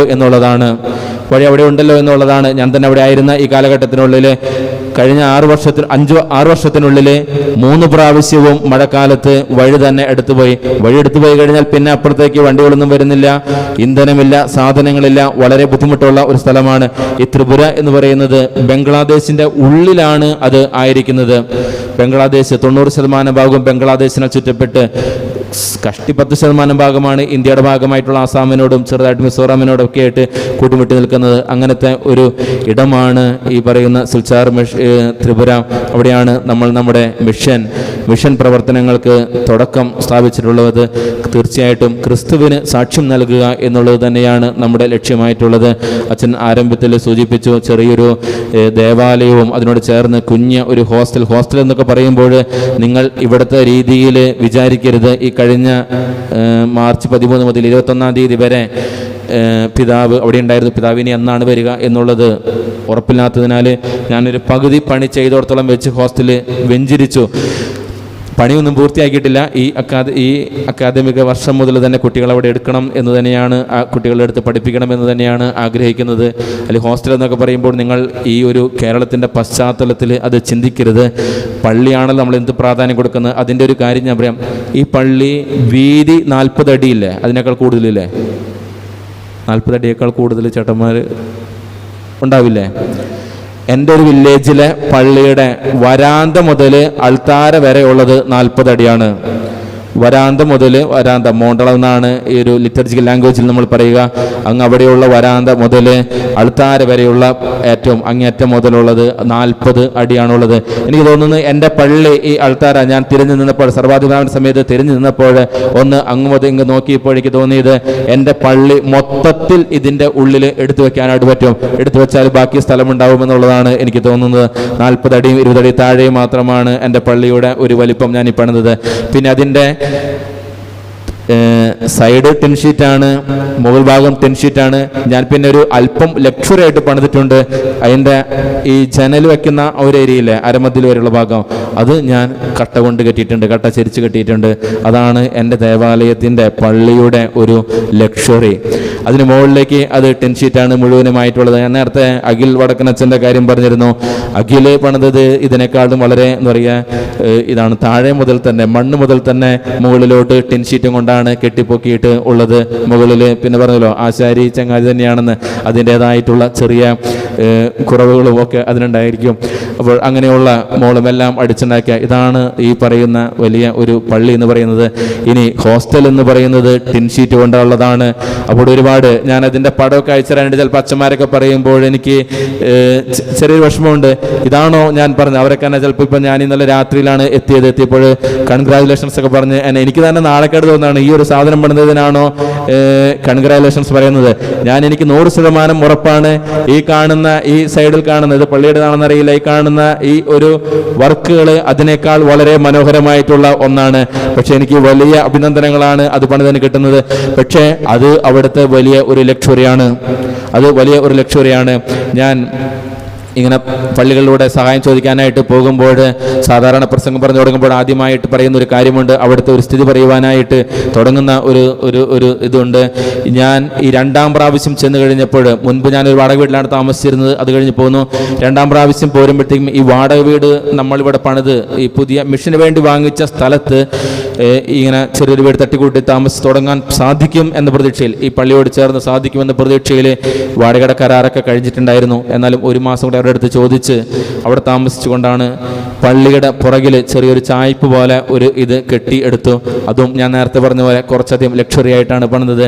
അതിൻ്റെ ചുമര് ഫുള്ളും ഈ ഒറ്റക്കട്ട ചിരിച്ച് കെട്ടി പണിതിരുന്നു. മോൾഭാഗമൊക്കെ ടിൻ ഷീറ്റ് തന്നെ സൈഡ് പണിതെടുത്തു. പിന്നെ നമ്മുടെ നാട്ടിലൊക്കെ വളരെ പണ്ട്, ഇപ്പോൾ പറഞ്ഞൊന്നും തോന്നില്ല, വീടിൻ്റെ ഉള്ളിൽ ടോയ്ലറ്റ് പണിതു. അതാണ് അറ്റാച്ച്ഡ് റൂം. അതാണ് അടുത്ത ലക്ഷ്യം. അവർക്കാർക്ക് വിശ്വസിക്കാനായിട്ട് പറ്റാത്ത ഒരു ഇതങ്ങനെ സാധിക്കുന്നു എന്നുള്ളതാണ്. അപ്പോൾ അങ്ങനെ രണ്ട് കാര്യങ്ങളാണ് ഇത് ചേർന്നത്. അപ്പോൾ ആ വീടിൻ്റെ അങ്ങനെ ചെയ്തു. പിന്നെ അവിടെയുള്ള പണിക്കാർ പണിത ജനലയും കാര്യങ്ങളൊക്കെയാണ്. അപ്പോൾ എനിക്ക് പുറത്തെ കാര്യങ്ങൾ അറിയാൻ വേണ്ടി ജനല തുറന്ന് നോക്കേണ്ട ആവശ്യമില്ല, ചെറുതായിട്ടൊന്ന് ചെരിഞ്ഞ് നോക്കിയാൽ മതി. കാരണം വിടവ് കൃത്യമായിട്ടുണ്ട്. സ്ട്രേറ്റ് നോക്കി കഴിഞ്ഞാൽ കാണാൻ പറ്റില്ല, ചെരിഞ്ഞ് നോക്കി കഴിഞ്ഞാൽ പുറത്തെ കാര്യങ്ങളൊക്കെ നടക്കാം. അത്രയും വിടവോട് കൂടി തന്നെയാണ് ജനലയും വാതിലും കാര്യങ്ങളൊക്കെ നിൽക്കുന്നത്. അപ്പോൾ ഞാനിപ്പോൾ എന്തെങ്കിലും തവളയൊക്കെ എൻ്റെ മുറി കയറി കഴിഞ്ഞാൽ വാതിൽ തുറന്ന് അടിച്ചു വിടാറില്ല, ചുമ്മാ ഒരു അടിയാതിൽ ഈ തൊഴി കൊടുത്താൽ മതി, വാതിലിൻ്റെ അടി കൂടെ അങ്ങോട്ട് തെറിച്ച് പൊക്കോളും. അപ്പോൾ അവരുടെ ഒരു പണിയുടെ പെർഫെക്ഷൻ കൊണ്ട് അത്രയൊക്കെയാണ് അവിടെ ഉള്ളത്. അപ്പോൾ ഈ വീടിൻ്റെ പണി ഓൾമോസ്റ്റ് തീർന്ന്, ഏകദേശം ഞാൻ ആ വീട്ടിൽ താമസിക്കാൻ തുടങ്ങി. ഓൾമോസ്റ്റ് തീർന്നു പറഞ്ഞു കഴിഞ്ഞാൽ ഒരു കണക്കിന് തീർന്നു. വയറിങ്ങിൻ്റെ പണിയൊന്നും ചെയ്തില്ല, അതൊക്കെ ഞാൻ തന്നെയാണ് അവിടെ ഒരു വയറും ബൾബും ലൈറ്റൊക്കെ വെച്ച് വിട്ടേക്കണത്. താമസിച്ച് ഒന്നാമത്തെയോ രണ്ടാമത്തെയോ ഒക്കെ ഒരു ദിവസമായപ്പോൾ തന്നെ വലിയ കാറ്റും മഴയും കൂടി വന്നു. അപ്പോൾ ഞാൻ അതിൻ്റെ ഉള്ളിൽ ഏകദേശം ഒരു രാത്രി 11 മണിയോടുകൂടി, അല്ലെങ്കിൽ ഒരു 11 മണിക്കടുത്ത് കഴിഞ്ഞിട്ടുണ്ടാവണം. കാരണം ഞാൻ ആ നേരം കഴിഞ്ഞിട്ടൊക്കെ കിടക്കാറ്. അപ്പോൾ ഞാൻ വളരെ സുഖമായിട്ട് കട്ടിലയിൽ കിടക്കുകയാണ്, ചുമരോടൊക്കെ ചേർന്ന് കിടക്കുകയാണ്. നല്ല കാറ്റ്, നല്ല മഴ. സ്വാഭാവികമായിട്ട് നല്ല കാറ്റും മഴയും വരുമ്പോൾ ഒരു പ്രത്യേക സുഖമുണ്ടായിരിക്കും. അത് വരുമ്പോൾ തന്നെ നമുക്ക് വലിയൊരു സന്തോഷം വരും കിടന്നുറങ്ങാനായിട്ട്. അപ്പോൾ ആ ഒരു സന്തോഷത്തോട് കൂടിയിട്ട് ഞാൻ കിടന്നുറങ്ങുകയാണ്. കുറച്ച് കഴിഞ്ഞപ്പോൾ എൻ്റെ മേത്ത് ചെറിയ നനവ് വരുന്ന പോലെ തോന്നി. ഞാൻ ചെറുതായിട്ടൊന്ന് മാറിക്കിടന്നു. ലൈറ്റ് ഒന്നിട്ട് ഞാൻ നോക്കി കഴിഞ്ഞപ്പോൾ, മൊബൈൽ ഓണാക്കി ലൈറ്റ് കളിച്ച് നോക്കിയപ്പോൾ ചുമരുമ്മ കൂടെ വെള്ളം ഒലിച്ച് വരുന്നുണ്ട്. മുകളിൽ ടിൻ ഷീറ്റ് ഇട്ടേക്കണ എൻ്റെ സൈഡിലെ ചുമരയിൽ കടിച്ച് ഉള്ളിൽ കൂടെ വെള്ളം വന്നുകൊണ്ടിരിക്കുകയാണ്. കുറച്ച് കഴിഞ്ഞപ്പോൾ നമുക്കൊരു പരിധി ഉണ്ടല്ലോ, മാറിക്കിടന്ന് പറ്റാണ്ട് വന്നപ്പോൾ ഏറ്റവും അവസാനം ഗതികെട്ട് ഞാൻ പതുക്കെ താഴേക്ക് ഒന്ന് ഇറങ്ങി കട്ടിൽ വലിച്ചിടാനായിട്ട് നോക്കിയപ്പോൾ കാല് നനയണു. കുറച്ച് നേരം അപ്പുറത്തെ മൂല കൂടെയൊക്കെ വന്ന് എൻ്റെ മുറിയിൽ വെള്ളം കുറച്ച് കെട്ടിക്കിടന്ന് നോക്കിയിട്ടുണ്ട്. ഞാൻ പിന്നെ ആ രാത്രി പ്രത്യേകിച്ചൊന്നും ചെയ്തതിനെക്കുറിച്ചൊന്നും ആലോചിച്ചൊന്നുമില്ല. കട്ടിൽ നന്നായിട്ട് വലിച്ചിട്ട് നടക്കുകയാണല്ലോ, വെള്ളം എന്തായാലും പൊങ്ങത്തൊന്നുമില്ല. ഇവിടെ നമ്മൾ വെള്ളപ്പൊക്കത്തിന് വിഷയമുണ്ടല്ലോ, അത് റൂമിൻ്റെ ഈ നേരത്തെ പറഞ്ഞല്ലോ തവള വരപ്പ് വലിപ്പമുള്ള വഴി വാതിലിൻ്റെ അടിയിലുള്ളതുകൊണ്ട് വെള്ളം അങ്ങോട്ട് പൊക്കോളൂ, നമ്മൾ ടെൻഷൻ അടിക്കേണ്ട ആവശ്യമില്ല. ഞാനത് വലിച്ചിട്ട് പതുക്കല്ലാത്ത കിടന്നുറങ്ങി. നേരം എടുത്തപ്പോൾ എനിക്ക് വലിയ ദേഷ്യം വന്നു. ഈ മഴ, ഇതിൽ കൂടെ ചോർച്ച, ഇപ്പുറത്തൂടെ ചോർച്ച, ഇനി ഇപ്പുറത്തുള്ള എൻ്റെ ഈ രാത്രി ഞാൻ കണ്ടില്ല. നേരം എടുത്തപ്പോൾ ജനലുള്ള സൈഡിൽ ജനലുടെ ഉള്ളിൽ കൂടിയും വെള്ളം കാറ്റടിച്ച് ഇഷ്ടംപോലെ ഉള്ളിൽ കയറിയിട്ടുണ്ടായിരുന്നു. എൻ്റെ ബുക്ക് അങ്ങനെ കുറേ സാധനങ്ങൾ അവിടെയൊക്കെ നനഞ്ഞു. അപ്പോൾ എനിക്ക് വലിയൊരു ദേഷ്യം വന്നു. ഒരു സാധനം പണിതിട്ടിട്ട് അങ്ങനെ ഞാൻ എൻ്റെതായ രീതിയിൽ വലിയ ഒരു ദേഷ്യത്തോടെ നിന്ന് വാതിലൊക്കെ തുറന്നിട്ട് ഞാൻ നോക്കുന്നു. മുറ്റം നിറച്ച് ചപ്പും ചവറും സാധനങ്ങൾ കിടക്കുന്നുണ്ട്. ആ ദിവസം ഞാൻ നാട്ടിലോട്ട് എന്തോ കാര്യത്തിന് വേണ്ടി വരാൻ കൂടി ഇരിക്കുന്ന ഒരു ദിവസമാണ്. അതിൻ്റെ പിറ്റേ ദിവസമാണ് എനിക്ക് ഫ്ലൈറ്റ്. പക്ഷെ ഒരു ദിവസം മുൻപേ കണ്ട് സ്ഥലത്തുനിന്ന് പോകുന്നില്ല എന്നുണ്ടെങ്കിൽ അന്ന് ദിവസം ചിലപ്പോൾ വരാൻ പറ്റില്ല. ഈ പറഞ്ഞ മഴയുണ്ടെങ്കിൽ എൻ്റെ വില്ലേജിൽ നിന്ന് എനിക്ക് പുറത്തിറങ്ങാനായിട്ട് സാധിക്കില്ല. 1 കിലോമീറ്റർ കടന്നു കഴിഞ്ഞാൽ എനിക്ക് റോട്ടിലെത്താനായിട്ട് സാധിക്കും. NH ആണ് എന്നുള്ളത് കൊണ്ട് നിങ്ങൾ ഭീകരമായിട്ടൊന്നും കരുതരുത്. മുൻപ് ഫസ്റ്റ് തവണ ചെന്നപ്പോൾ എനിക്കധികം പണിയില്ലായിരുന്നു. ഞാൻ ആദ്യമായിട്ട് മിഷൻ സ്റ്റേഷനിൽ ചെല്ലുന്നതാണ്. ഞാനായിട്ടാണ് മിഷൻ സ്റ്റേഷൻ തുടങ്ങുന്നത്. അപ്പോൾ തുടക്കത്തിൽ ഞാൻ ചെന്ന് കഴിഞ്ഞിട്ട് ഒന്നാമത് ആൾക്കാർ തന്നെ എന്നെ വേറൊരു അന്യഗ്രഹ ജീവിയായിട്ട് കണക്കാക്കുന്നത്. അവരെന്നെ നോക്കും, ഞാൻ മിണ്ടാൻ ശ്രമിച്ചാൽ തന്നെ അവർ വേറെ വഴിക്ക് പോകും. നമ്മൾ അവരുടെ ഒരു ജനസിൽപ്പെട്ടതല്ലാത്തതുകൊണ്ട് തന്നെ അവരാദ്യം എന്നെ അങ്ങനെ അങ്ങോട്ട് ഇത് ചെയ്യില്ലായിരുന്നു. അപ്പോൾ ഞാൻ അവിടെ എൻ്റെ ഹോബിയായിട്ട് ചെയ്യാറുണ്ടായിരുന്ന ഒരു കാര്യം, ഞാൻ റോഡ് സൈഡിൽ പോയിട്ടിരിക്കും. എന്നിട്ട് ഈ 5 മിനിറ്റിൽ എത്ര വണ്ടി ആ NH-ലൂടെ, NH 108 എത്ര വണ്ടി അതിലൂടെ പോയി എന്ന് നോക്കും. ഈ 5 മിനിറ്റിൽ ഒറ്റ വണ്ടിയും പോയില്ല. അടുത്ത 5 മിനിറ്റിൽ 6 വണ്ടി പോയി. പിന്നത്തെ 5 മിനിറ്റിൽ 3 വണ്ടി പോയി. ഈ 6ഉം 7ഉം വണ്ടികൾ പോകുന്നത് അവിടെയുള്ള സൈക്കിള്, പിന്നെ ഈ സൈക്കിളിൽ തന്നെ വിറക് വെച്ച് കൊണ്ടുപോകുന്ന ഒരു പരിപാടിയുണ്ട്. വിറക് വെട്ടി കാടിൽ പോയി വിറക് വെട്ടിയെടുത്ത് വെക്കുന്നത്, അതൊക്കെ അടക്കമാണ്. അതാണ് ഈ NH എന്ന് പറഞ്ഞത്. പക്ഷേ NH ഒക്കെ ഇപ്പോൾ അടിപൊളിയായിട്ട് വളർന്നു വരുന്നുണ്ട്. അത്രയും വണ്ടികൾ അവിടെ ഓടാനില്ല, പക്ഷെ വളരെ ഭംഗിയായിട്ട് NH-കളൊക്കെ പണിയുന്നുണ്ട്. ഈ 1 കിലോമീറ്റർ എത്തിപ്പെടുമോ ഇല്ലയോ എന്നുള്ള ഉറപ്പ് എനിക്കില്ല. എനിക്കുള്ളത് ബൊളോറ വണ്ടിയാണ്. വണ്ടി എല്ലാ മിഷൻ സ്റ്റേഷനുമുണ്ട്. ബൊളോറയാണ് അതെത്തില്ല. ഇവിടെയൊക്കെ നമുക്കറിയാലോ ഓഫ് റോഡ് ഡ്രൈവിംഗ് എന്നൊക്കെ പറഞ്ഞിട്ട് ഉപയോഗിക്കുന്നത് ഈ ബൊളോറയാണ്. ഈ സംഗതി വെച്ചുകൊണ്ട് അവിടേക്ക് എത്തിപ്പെടാനായിട്ട് സാമാന്യ പരിപാടികൾ, അഭ്യാസങ്ങളൊക്കെ നമ്മൾ നടത്തും. എന്നാൽ കൂടി അവിടെ എത്തുമെന്ന് യാതൊരു ഉറപ്പില്ല. ചില സ്ഥലത്ത് അഭ്യാസം ഇറക്കാൻ പറ്റില്ല.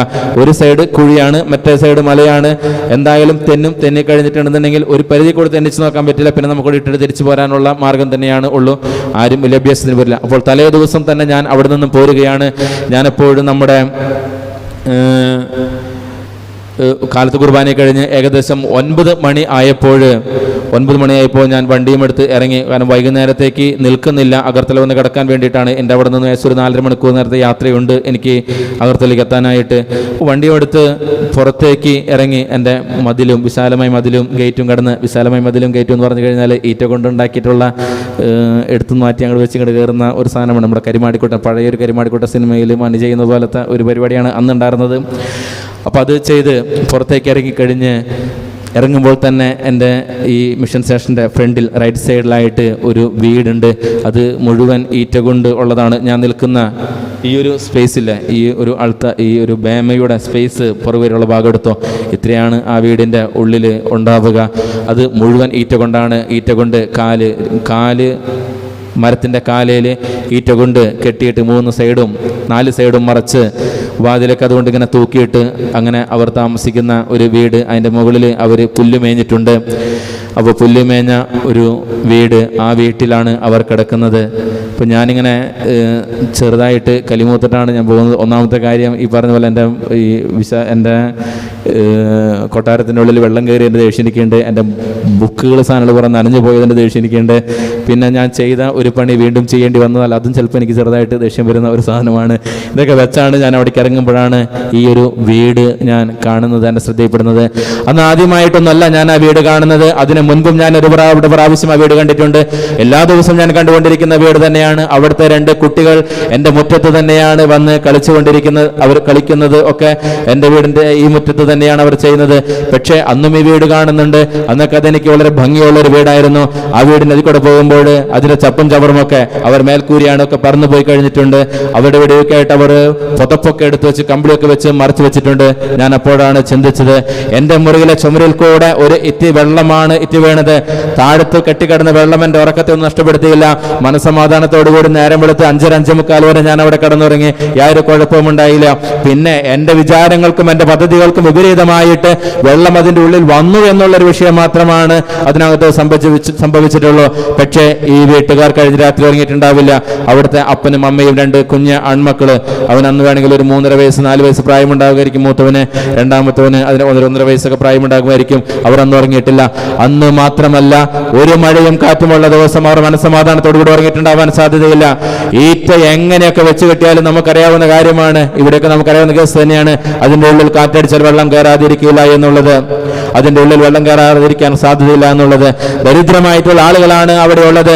ഇന്ന് ഈ വീട് കാണിച്ചു തരാനായിട്ട് എനിക്കില്ല. കഴിഞ്ഞ ദിവസങ്ങളിലത് കത്തി എന്ന് പറഞ്ഞു കഴിഞ്ഞാൽ, ഞാൻ നാട്ടിലെ ഒരു ജനകീയ പ്രസ്ഥാനം എന്ന രീതിയിൽ എൻ്റെ ബൊളോറയുടെ 4 ടയർ മാറിയപ്പോൾ ഞാൻ കുട്ടികൾക്ക് കളിക്കാനായിട്ട്, വട്ട് കളിക്കാനായിട്ട്, നമ്മളിവിടെ കുഞ്ഞ് സൈക്കിളിലേക്കല്ലേ, അപ്പോൾ കേരളത്തെക്കാൾ മികച്ച രീതിയിൽ തന്നെ എൻ്റെ നാട്ടിലെ കുട്ടികൾ കളിക്കട്ടെ എന്ന് കരുതിയിട്ട് ഞാൻ ഈ 4 ടയറും തിരിച്ചു കൊണ്ടുപോയി അവിടെ മിഷൻ ഹൗസിൽ ഇട്ടിട്ടുണ്ട്. അവർക്ക് ഉരുട്ടി കളിക്കാൻ വേണ്ടിയിട്ട് ആ കാര്യത്തിലെങ്കിലും അവർ മുന്നോക്കാവസ്ഥയിൽ നിൽക്കട്ടെ എന്ന് കരുതിയിട്ട്. ഇവിടെയൊക്കെ കുഞ്ഞ് പീക്കിരി ടയറുമായിട്ട് കുട്ടികൾ നടക്കുമ്പോൾ അതെങ്കിലും കുറച്ച് വീതിയിലിരിക്കട്ടെ.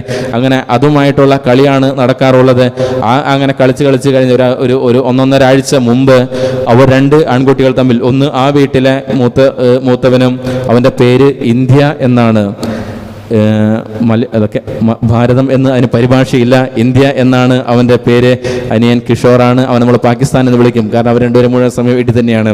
അപ്പോൾ അവർ 2 പേരും കൂടിയിട്ടാണ്, ഇന്ത്യയും പിന്നെ അപ്പുറത്തെ വീട്ടിലെ വേറെ കുട്ടിയും കൂടി, അവർ 2 പേരും കൂടിയിട്ട് ഇത് കളിച്ച് എന്താ പറയുക, ടയറുകൾ തമ്മിൽ കൂട്ടിമുട്ടിയോ എങ്ങനെയോ കൂട്ടിമുട്ടി. എന്തായാലും അവർ തമ്മിൽ ഇടിയായി. ആ ഇടി വീട്ടുകാർ തമ്മിലുള്ള ഇടിയായി. ലാസ്റ്റ് ഇവൻ തന്നെ, ഇന്ത്യയുടെ അപ്പൻ തന്നെ, അവൻ്റെ സ്വന്തം വീട് കൊണ്ടുപോയി കത്തിച്ചു. അങ്ങനെ ഈ പറയുന്ന വീട് ഇപ്പോൾ അവിടെ കത്തിച്ചാമ്പലായിട്ടാണ് കിടക്കുന്നത്. അതാണ് അവരുടെ ഒരു വിദ്യാഭ്യാസപരമായിട്ടുള്ള ഒരു ബോധലെവലത്തിലുള്ള അവരുടെ ഒരു അറിവ്. അവന് ദേഷ്യം വന്ന് അവൻ്റെ വീട് തന്നെ, അവൻ്റെ അപ്പൻ, ഇന്ത്യയുടെ അപ്പൻ, അവൻ്റെ സ്വന്തം വീട് തന്നെ, ഞാൻ ഈ പറഞ്ഞ വീട് തന്നെ കത്തിച്ച് ഇപ്പോൾ അപ്പുറത്ത് വേറൊരു കുടിൽ ഇതുപോലെ തന്നെ കെട്ടിയിട്ടുണ്ട്. അതിനാകെപ്പടിയുള്ള ഒരു വ്യത്യാസം, മറ്റേത് ഭൂമിയിൽ നിന്ന് കാലിൽ ഉയർന്നു നിന്നു, ഇത് കാലില്ലാതെ നിലത്ത് തന്നെ നിൽക്കുന്നു. ഈ 2 വ്യത്യാസമാണ് പഴയ വീടും പുതിയ വീടും തമ്മിലുള്ള വ്യത്യാസം. സ്നേഹമുള്ളവരെ, ദരിദ്രമായിട്ടുള്ള അവസ്ഥയാണ്. നേരത്തെ വണ്ടിയുമായിട്ട് കയറുന്ന കാര്യം പറഞ്ഞല്ലോ. എന്തിന് ഒരു ഹോസ്റ്റൽ അവിടെ എന്ന് ചോദിച്ചാൽ, ഇവിടെ പോലെ നിങ്ങൾ കുട്ടികളെ വലിയൊരു എഡ്യൂക്കേഷൻ കൊടുക്കാൻ വേണ്ടിയിട്ടല്ല. മഴ പെയ്തു കഴിഞ്ഞാൽ ഇറങ്ങി നടക്കാവുന്ന സ്ഥിതി തന്നെ നമുക്കില്ല. വളരെ തെന്നുന്ന തരത്തിലുള്ള ഒരു മണ്ണാണ് അവിടെ ഉള്ളത്. നമ്മൾ വണ്ടിയുമായിട്ട് പോകാൻ പറ്റില്ല, നമുക്കായിട്ട് തന്നെ നടക്കാനായിട്ട് പറ്റില്ല. സാധാരണ മഴ പെയ്ത് കഴിഞ്ഞാൽ തുടങ്ങുന്നത് വരെ അവരാരും തന്നെ അധികം പുറത്തേക്ക് ഇറങ്ങാറ് കൂടിയില്ല. നമ്മളെ എത്രയൊക്കെ ഭീമനാണ് എന്തൊക്കെയാണെന്ന് കരുതിയാൽ തന്നെ, എത്രമാത്രം ശക്തിമാനാണെന്ന് പറഞ്ഞാൽ ആ ശക്തി മസിൽ പിടിച്ച് നിൽക്കുള്ളൂ. അതോടുകൂടി തന്നെ നമ്മൾ തെന്നിപ്പോയിക്കൊണ്ടിരിക്കും. ഇത് തെന്നും അതാണെന്നൊക്കെ നമ്മൾ അടുത്ത ആൾക്ക് പറഞ്ഞു കൊടുത്ത് നമ്മൾ നോക്കുമ്പോൾ നമ്മൾ തെന്നിപ്പോവുകയും തെന്നിവിടുകയും ചെയ്യും. സ്വാഭാവികമായിട്ട് അവർ ചെയ്യില്ല. കുട്ടികൾ മലകൾ കുന്നുകൾ കയറിറങ്ങി വരിക എന്നുള്ളത് അത്ര എളുപ്പമുള്ള ഒരു കാര്യമല്ല. അവിടെ അതിൻ്റെ അവസ്ഥ ഞാൻ പറയാറുണ്ട്. ഇന്ത്യ തന്നെ നമ്മൾ അവിടെ ചെറിയ പണികൾ ആരംഭിച്ചപ്പോൾ ഒരു ദിവസം JCB കൊണ്ട് എൻ്റെ പറമ്പിലിട്ട് വന്ന അന്ന് തന്നെ JCB കേടായി JCB അവിടെ ഇട്ടിട്ട് അവർ പോയി. അപ്പോൾ നമ്മുടെ ബഹുമാനനായ ഇന്ത്യയും അവൻ്റെ കൂട്ടുകാരോടെ അവിടെ ചെന്നു. JCB അടിച്ചിട്ടും പണി തുടങ്ങി. അപ്പോൾ JCBക്ക് ചുറ്റും ഇഷ്ടം പോലെ ഗ്രീസ് ആണല്ലോ. ഇന്ത്യയുടെ കൂട്ടുകാർ രണ്ടുപേരെടുത്ത് ഇന്ത്യയെ ഗ്രീസിൽ കുളിപ്പിച്ച് വെച്ച്, അവൻ അന്നകാലത്തൊക്കെ വളരെ അപൂർവമായിട്ട് മാത്രമാണ് തുണി എടുക്കാറുണ്ടായിരുന്നുള്ളൂ. അതുകൊണ്ട് അവന് മൊത്തത്തിൽ എടുക്കാത്തതെന്ന് വെച്ചാൽ വേറെ ഒന്നും കൊണ്ടല്ല, ഇല്ല ഉടുക്കാൻ വേണ്ടിയിട്ടൊന്നുമില്ല. ചിലപ്പോൾ അപ്പൻ്റെയോ അല്ലെങ്കിൽ നമ്മളൊക്കെ കൊടുക്കുന്ന ബനിയൻ എൻ്റെയൊക്കെയാണ് ഇടുന്നത്. അപ്പോൾ ലോഹയ്ക്ക് പകരം എൻ്റെ ബനിയൻ അവന് മൊത്തത്തിൽ കിടക്കും. അപ്പോൾ അവനെ ഗ്രീസിൽ കുളിപ്പിച്ച് 2 കൂടി വിട്ടു. എല്ലാവർക്കും തമാശയാണ്. ഇത് കഴിഞ്ഞ് ഇതിനെ കുളിപ്പിച്ചെടുക്കണ്ടേ, വെള്ളം വേണ്ടേ? അവർ അങ്ങ് താഴെ പോയിട്ട്, താഴെ എന്ന് പറഞ്ഞാൽ നമ്മളിങ്ങനെ നോക്കിക്കഴിഞ്ഞാൽ നേരെ താഴേക്ക്, ഇപ്പം ഇവിടെ നിന്ന് ഞാൻ നേരെ എങ്ങനെയാണ് താഴേക്ക് നോക്കുന്നത്, അങ്ങനെ ഒരു 50-60 അടി താഴെ പോയിട്ടൊരു കുളത്തിൽ നിന്ന് വേണം വെള്ളം എടുത്തുകൊണ്ട് കയറ്റി വന്നവനെ കുളിപ്പിക്കാൻ വേണ്ടിയിട്ട്. ഈ ഗ്രീസിൽ പൊതിഞ്ഞ ഈ മുതലിനെ വെച്ചുകൊണ്ട് അമ്മയും പിന്നെ നാട്ടുകാരും കൂടിയിട്ട് അതിനെ അങ്ങോട്ട് ഇറക്കി കൊണ്ടുപോയി ഒരു കണക്കിനാണ് കുളിപ്പിച്ചെടുത്തത്. അന്നാണ് ഇവർക്ക് വെള്ളത്തിന്റെ ഒരു വലിയ വിഷയം മനസ്സിലാവുന്നത്. ഇങ്ങനെ ഇറങ്ങിപ്പോയിട്ട് ഈ ഒരു നിലയിലൂടെയാണ് അവർ ഈ കുത്തനെ ഇങ്ങനെ ഇറങ്ങുമ്പോൾ ഓരോ കാല് വെക്കാൻ വേണ്ടിയിട്ടൊക്കെയാണ് ഇങ്ങനെ ഒരു ചെത്തി എടുത്തിട്ടുണ്ടാവുക. കൃത്യമായിട്ട് അതിലൂടെ ബാലൻസ് ചെയ്തിട്ടാണ് ചേച്ചിമാരൊക്കെ താഴേക്ക് 4-5 ചട്ടിയൊക്കെ കലങ്ങളൊക്കെ മുകളിൽ വെച്ച് ഇറങ്ങിപ്പോയിട്ട് അതുപോലെ തന്നെ കയറി വരിക. മഴക്കാലത്ത് മഴ പെയ്ത് നിൽക്കുമ്പോൾ, മഴ പെയ്ത് ഒരു 1.5 മണിക്കൂർ കഴിഞ്ഞാൽ വെള്ളം വലിഞ്ഞാൽ അവർ പോയി എടുക്കും, തന്നലുണ്ടാവും. പക്ഷെ അവർ നിത്യാഭ്യാസികളാണ്. ഈ ഒരു വഴികളിലൂടെ ഇങ്ങനെ ഒരു കുന്നിറങ്ങി അടുത്ത കുന്ന് കയറി, ആ കുന്നിറങ്ങി അടുത്ത കുന്ന് കയറി, അങ്ങനെയാണ് അവിടെ മൊത്തം പോകേണ്ടത്. അപ്പോൾ ഈ കുട്ടികളൊന്നും സ്കൂളിലേക്കൊന്നും വരത്തില്ല. സ്കൂളൊക്കെ എന്തോരമുണ്ടെങ്കിലും അവർ വരികയില്ല. അവർക്ക് ഹോസ്റ്റൽ സൗകര്യമുണ്ട് എന്നുണ്ടെങ്കിൽ മാത്രമാണ് കുട്ടികൾ പഠിക്കുവാനായിട്ട് വരികയുള്ളൂ. അങ്ങനെ അവർക്ക് പറ്റുള്ളൂ. മഴയാണെങ്കിൽ അവർ വരില്ല. നമ്മുടെ സ്കൂളിലൊക്കെ വളരെ കുറച്ച് കുട്ടികൾ മാത്രമാണ്, അല്ലെങ്കിൽ പള്ളിയിലാണെന്ന് വളരെ കുറച്ച് പേർ മാത്രമാണ് ഈ മഴയാണെങ്കിലൊക്കെ വരികയുള്ളൂ. അതുകൊണ്ടാണ് അവർക്ക് ഹോസ്റ്റലിന് പറ്റുള്ളൂ. 2 അവർ വീട്ടിലോട്ട് ചെന്നിട്ടും കാര്യമൊന്നുമില്ല.